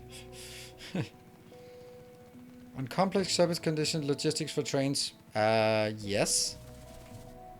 But I don't have like a million different ones. I have like, this is how you should do it, and then I do that.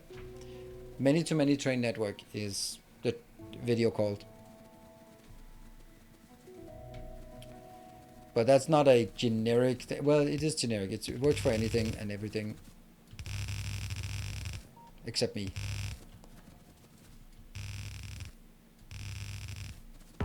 Robot's too slow.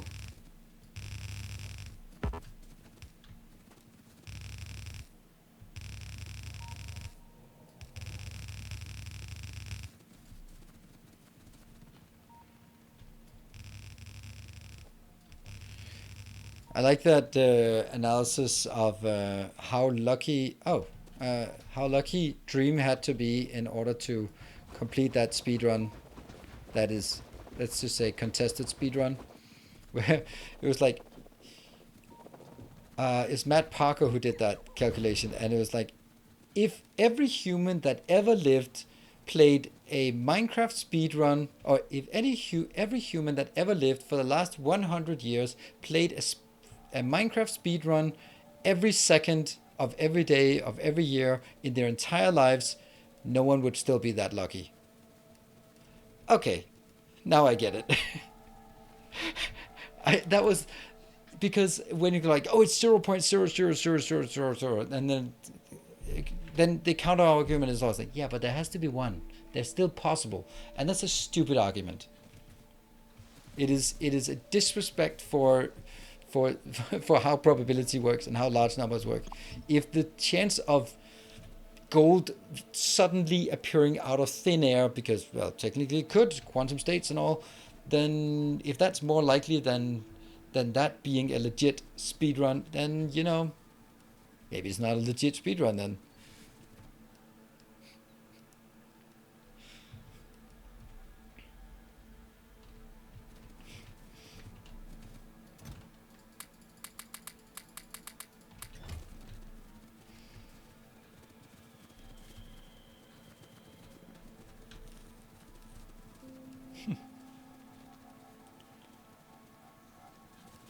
Any idea how many hours you have total? Yes, I do have a very specific idea. It is 6,939.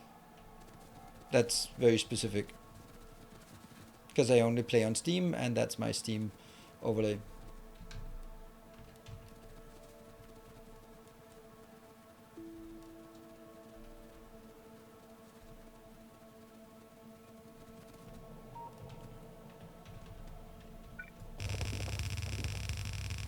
Come on, come on. Let's hear it. Let's hear the burns. 6,939 hours, and he still doesn't know how to. Come on, give me your best version of that.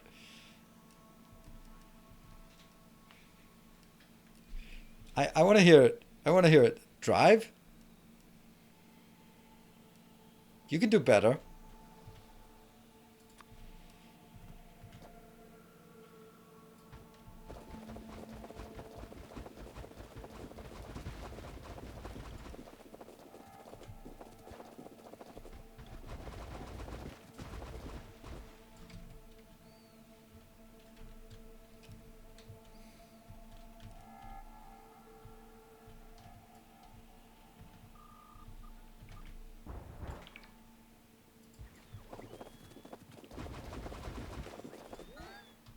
Damn it. I'm out. Or not. Oh, this is happening again. Oh, this is so typical. Ah. Use buffer chest. There we go. That was the one. That was the one I was waiting for. And you still don't know how to play the game slow. Ever. Yeah, slow rush? What? I play it super slow. I don't know how to speedrun. Man. This guy should get a job. Yes, he should.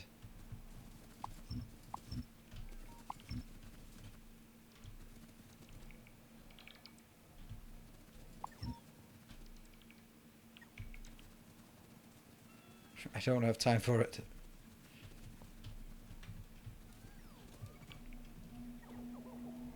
Oh, it's up there. No, it's up there. Now I do this for no reason. Just go, yeah, I can build my own landfill with blackjackers and hookers. That sounds like good landfill.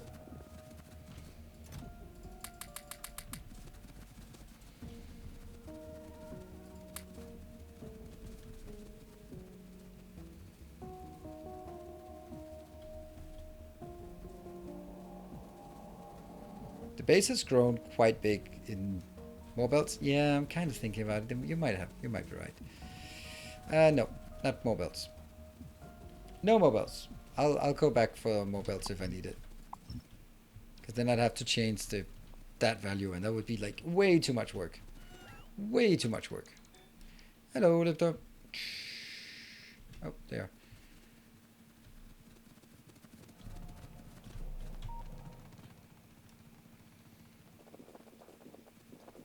Oops, we forgot the...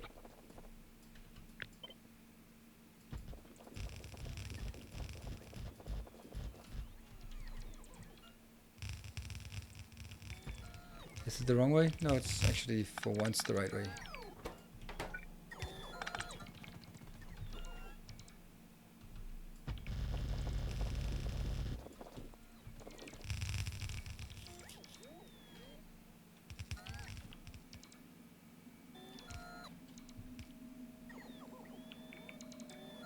I'm gonna wait until my robots are done.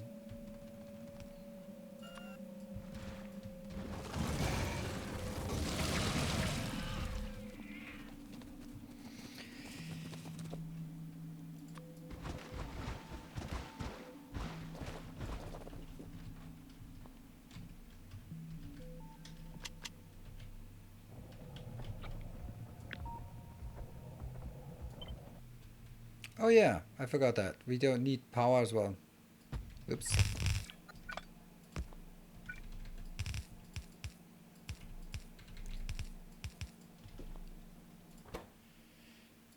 So, has anyone watched The Foundation? The new on Apple TV?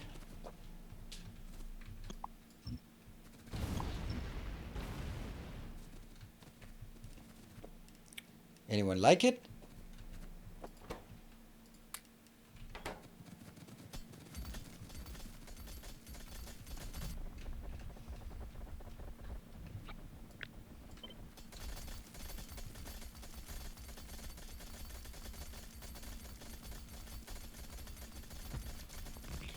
The mixed to negative. I don't want whatever crack the viewers are smoking. Oh, I could be one of those viewers.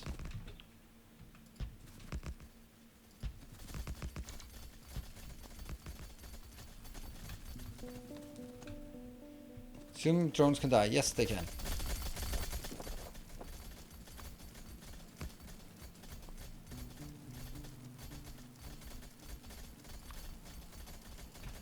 Oops. There. I was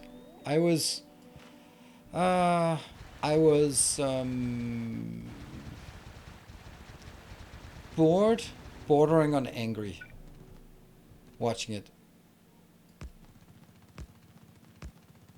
It's clear that they had so much money and they could do so many cool things, and then that's what they did.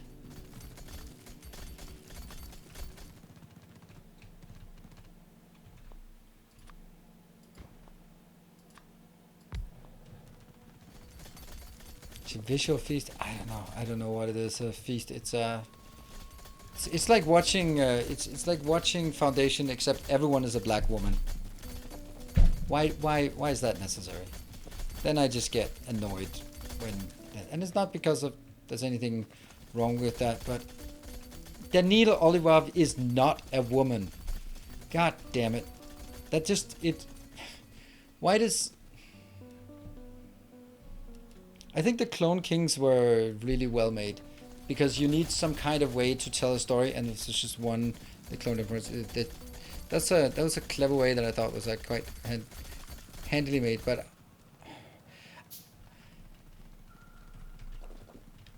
I don't know. I just don't understand it. Well, I do understand it. It's free Hank. Thank you for the 5 months. Loyalty is greatly Because if the woke movement, exactly.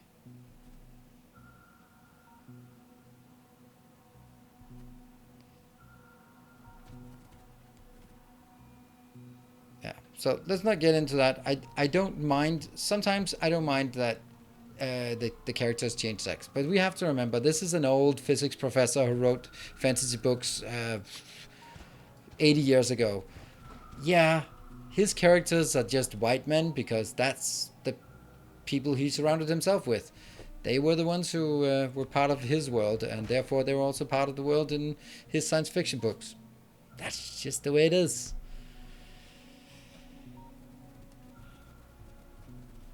I don't see the need for making those kind of changes. But I do see the need, because otherwise it just, marketing and stuff. But I just, when I was like, whoa, Demersal is a woman? Why? What's going on here?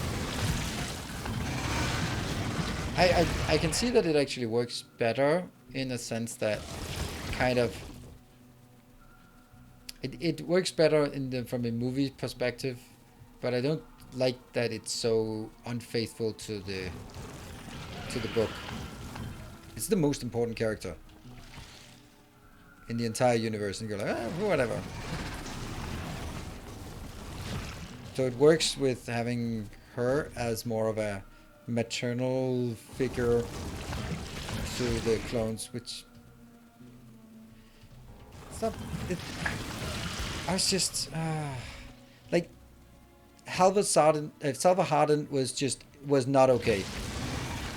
It just does not make any sense that sort of she is a young woman that has no authority, and then suddenly she's what is she doing in that council? Why of all the scientists who are part of the Foundation is she being invited there? She's an unruly teenager that has no authority, and suddenly what? It just doesn't make. I can't really get that to connect.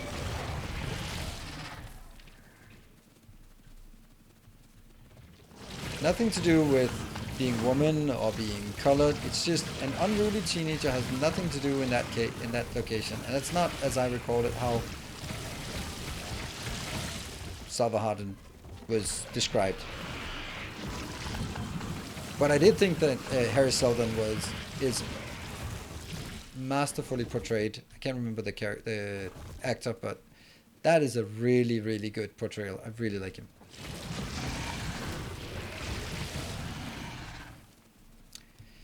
Yeah. Are they okay? They're really good, but you have to remember that they are. It is incredible to build such a world and then realize when it was written, and then go like, how the hell could you think of all of these things without sort of having any context of it? I remember when I read them the first time, it was only like in book number 3 when I was like, now it's like the 7th time they talk about microfilms. What the hell is the obsession about microfilms? And then I had to look up and go like, oh wow, they're this old? Okay. I just, it's really hard to read science fiction where you don't immediately date it to when it was written, because whatever new technology at the time is just going to be the one thing that rules the world. How many personal lasers? All of them. But they're also Mark II personal lasers, which are 4 times as good. So, yeah. Alright, Barthik, you're now being eaten again. Should be a...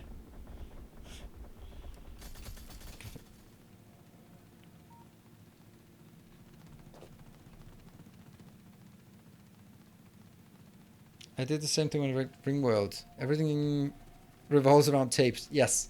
And that's the kind of thing, right? Okay, yeah, they started on microfilms. But the idea of the Foundation is just so brilliant. But I also, Prime Radiant, there is no Prime Radiant in Foundation as in on Terminus. They do not have a Prime Radiant. Because that's like kind of the whole point.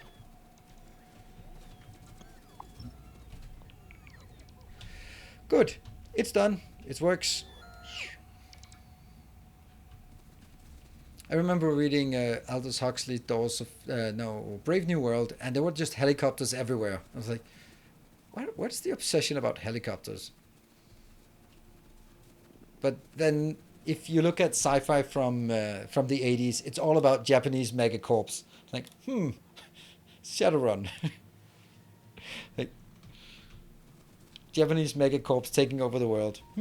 And I'm pretty sure that any sci-fi written in the last 10 years would be all about social control and no privacy.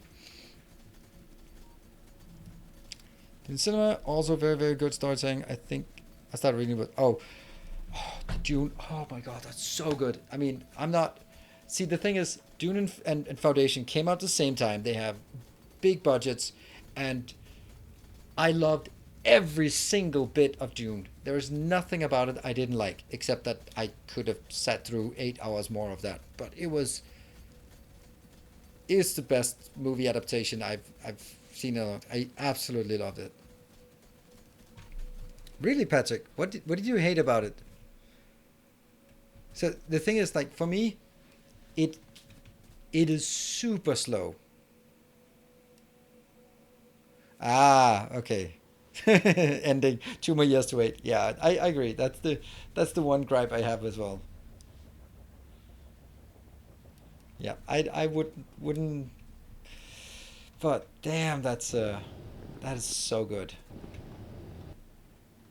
It's just everything was just so respectful of the characters and the technology and the man, everything I loved it. It was like the ornithopters were so brilliant. The sandworms, the crawlers, the carryalls.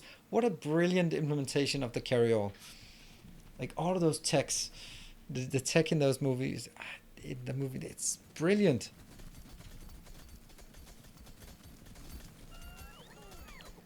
When it was popular, like see Handmaid's Tale, the themes in there suddenly got very relevant, and the books after was very popular. Yeah, that's true.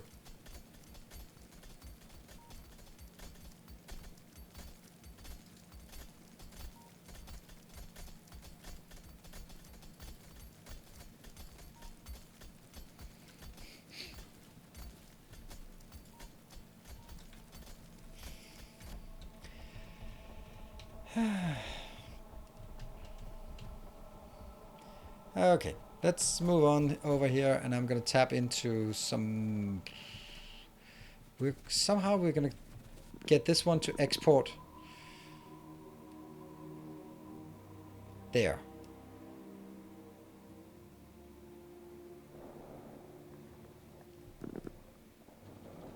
How are we going to export this?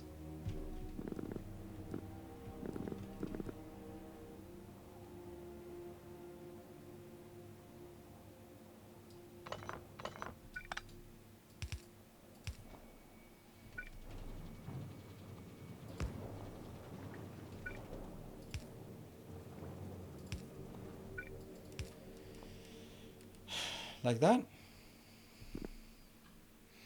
Long time that I have to watch Dune again. Last time it was Lord of the Rings 1 to 3.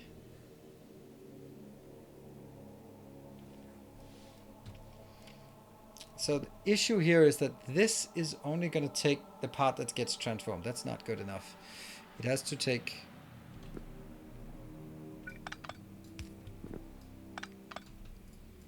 Now it can flow both ways. That's not really good. So what I could do was say this one goes independent of that up here. That goes up and goes in. Sweet.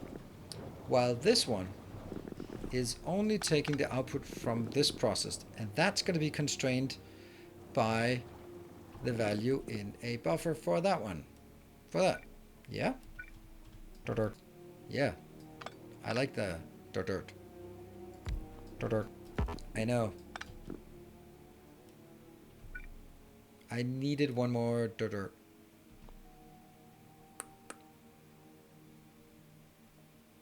Okay, so my issue is I can pump it here, but I can't pump it here.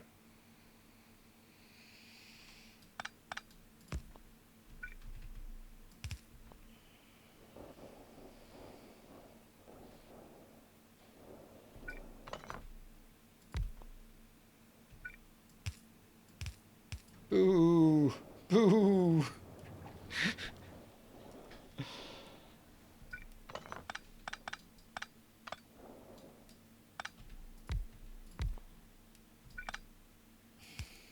Damn, so close. Also, is this This one is not strictly necessary, isn't it?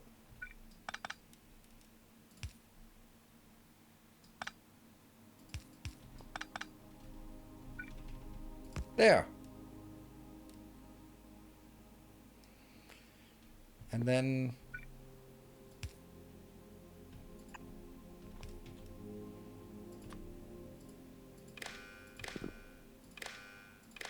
this one is only allowed to pump when there's something in these boxes.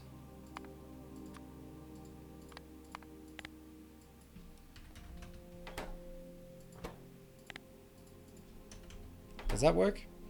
Well, it's not working as long as this is full, but when it's not full, I think it'll work.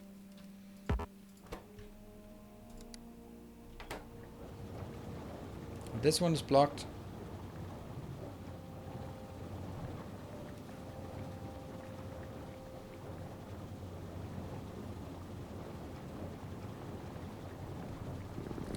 I think it's like they're not choking or anything here. No, they can get rid of everything. And it goes into this belt, which will go into all of these, but they will be stuck. They are stuck now. And then everything flows through this line. In here. Everything that gets converted. Right, and nothing gets further converted to petroleum, but everything goes into that box. Cool. And use the X pipe. X pipe? I do have the X pipe. Oh, like this one? Is that functions as a pump as well? I think this is fine. We'll keep it like this. So when it gets to, oh no, it's over 6. So now this one's pumping as well. Great.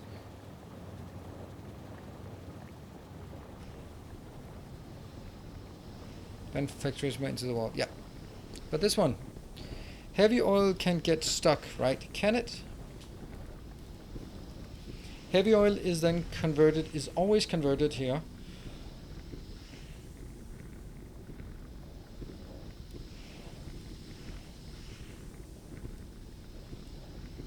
If there's no demand for any petroleum or light oil, then yeah, I suppose so, yeah. If they cannot get rid of petroleum, they'll cease to produce light oil. Correct. But that's also why I have put in an excess. Oh, actually, you know what? I thought this would be way higher. So that's, oh, that's not the one. This one is not necessary.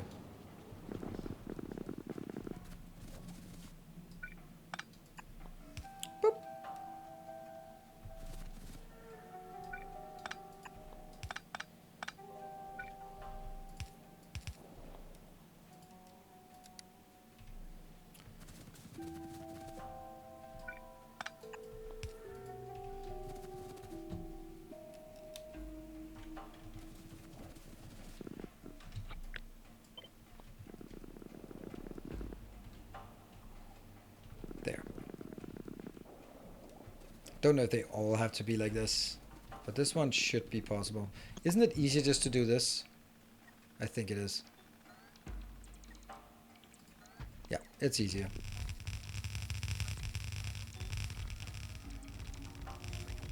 How much heat does a nuclear reactor give off? Okay, so the easiest way to do that is...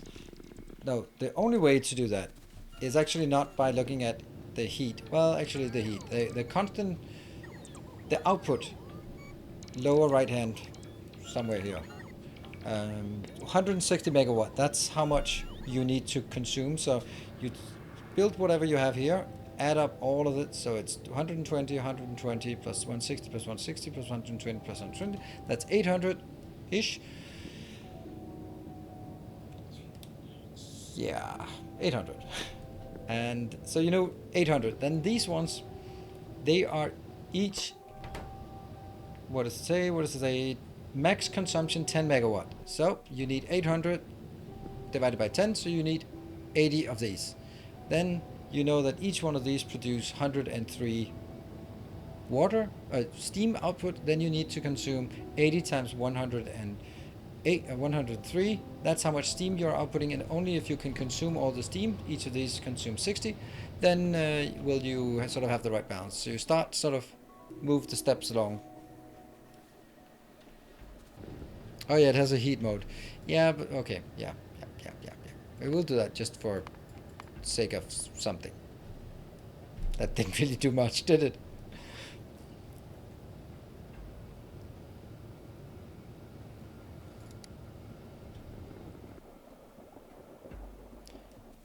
Well, petroleum is free. At least it's not polluting anywhere. And I think it was actually 150,000.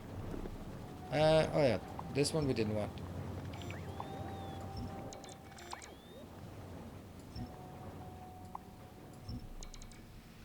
Not for this one.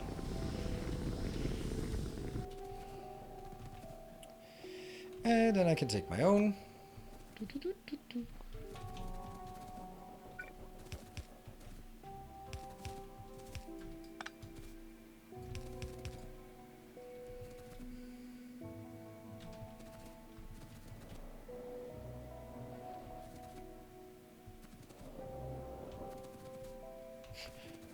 How did that mess up? Oh, because that one is messed up. Oh, because everything is messed up. Oh, no. Ah. Okay, whatever.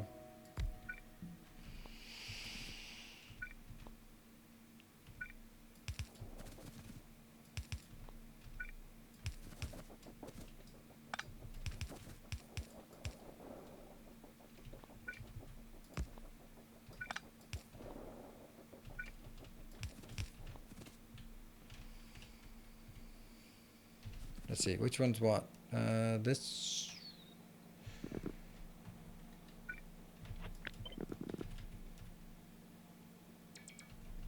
Let's get that one over here. So petroleum from that side. And light oil from this side.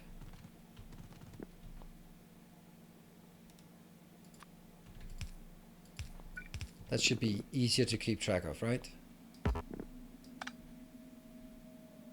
This is using light oil, and this is using... Oops. Oh no! Oh no! Yeah, light oil. This one's isolated to there. Good.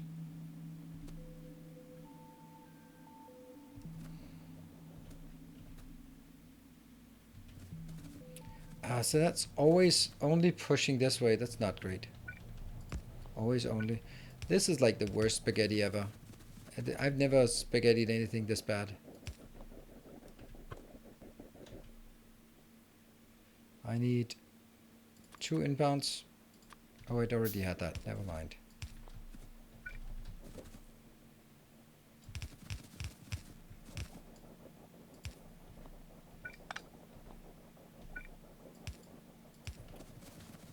That goes in.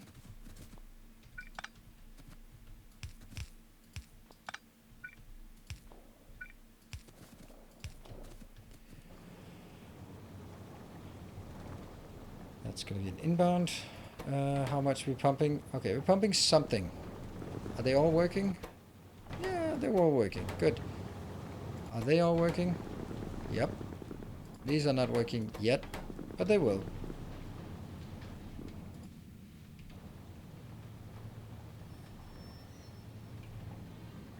$50. Looking much better, and might actually need to go one step up. Is the nuclear power kind of towards UPS when inside? No, nothing is. You can't make things better towards UPS because it's still the same amount of heat calculations that goes in no matter if it's inside or outside.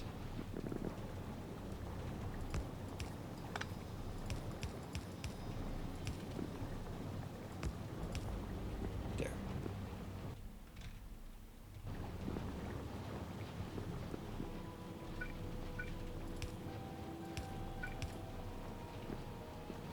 I like this. This is actually a really nice and maybe simple solution. Good. It's gonna go into a box right now. It's gonna go into many boxes. Do I have room for boxes on the inside? Not really, to say the least. Not really. I can do this.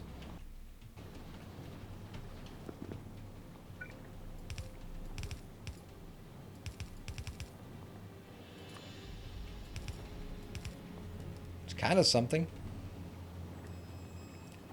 Do you need a proper line bouncer for only one side belt? No, I don't need a proper one, but I can't build a half-assed one because then you go like, why don't you build the right one?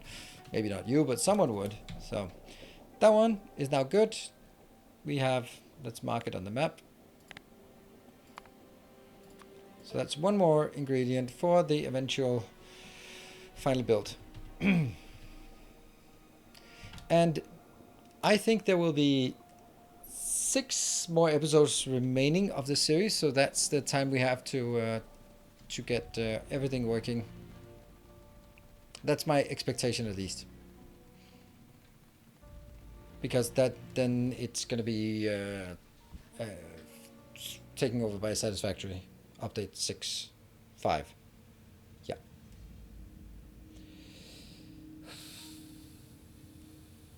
We still need to talk a bit about how that we want that one to run.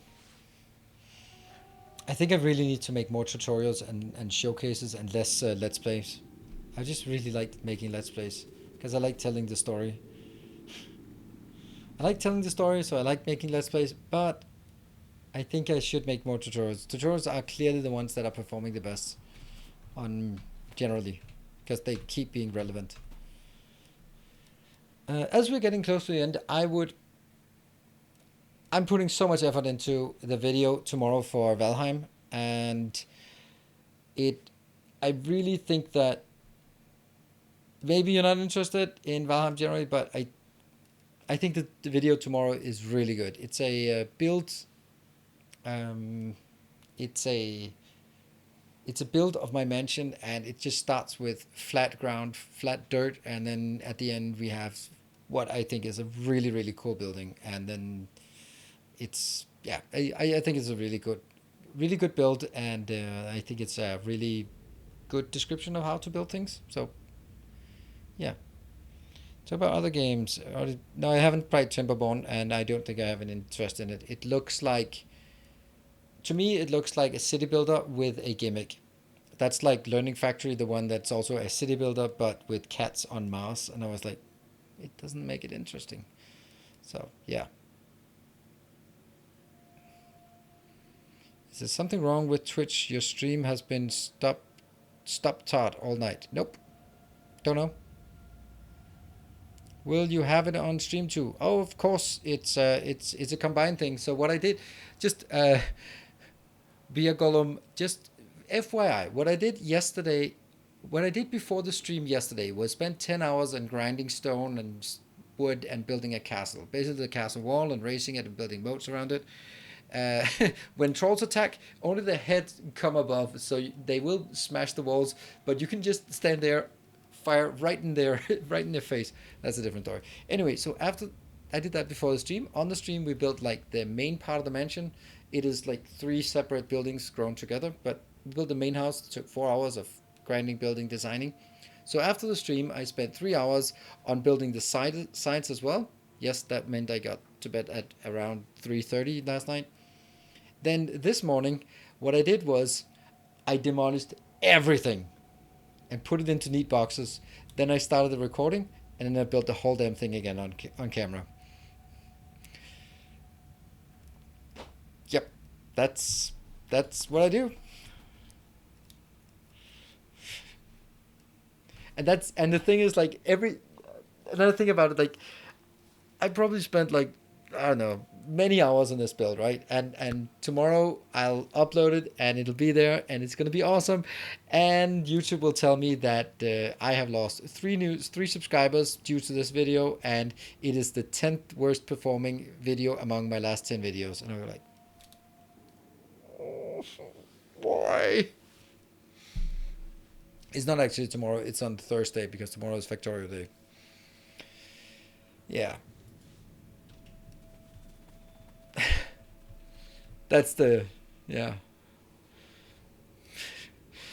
But the there are two things about it, right? If you're making content and it doesn't get the views, the answer is not lowering the quality, because that's not gonna work. You have to sort of step it up and keep stepping it up, hopefully, but certainly not dialing it back and just go like, well, no one's watching, so why should I put in an effort?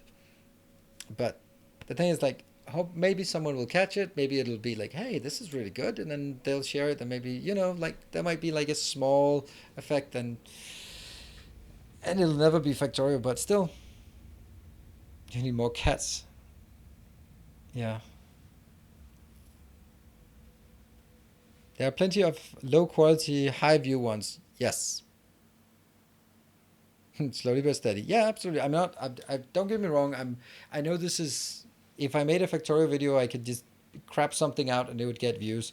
So I know that I have that privilege that is like that. But unfortunately, I have not established myself adequately as sort of playing all sorts of games.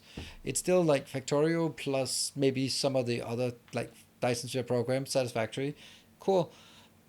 But I need to sort of spread out to other games, Icarus, and Valheim and Darkest Dungeon. So yeah. So anyway, that's I'm working. This is my big challenge, and that's what I'm working on. And the only way to work on it is make good content. I hope, and clickbaits.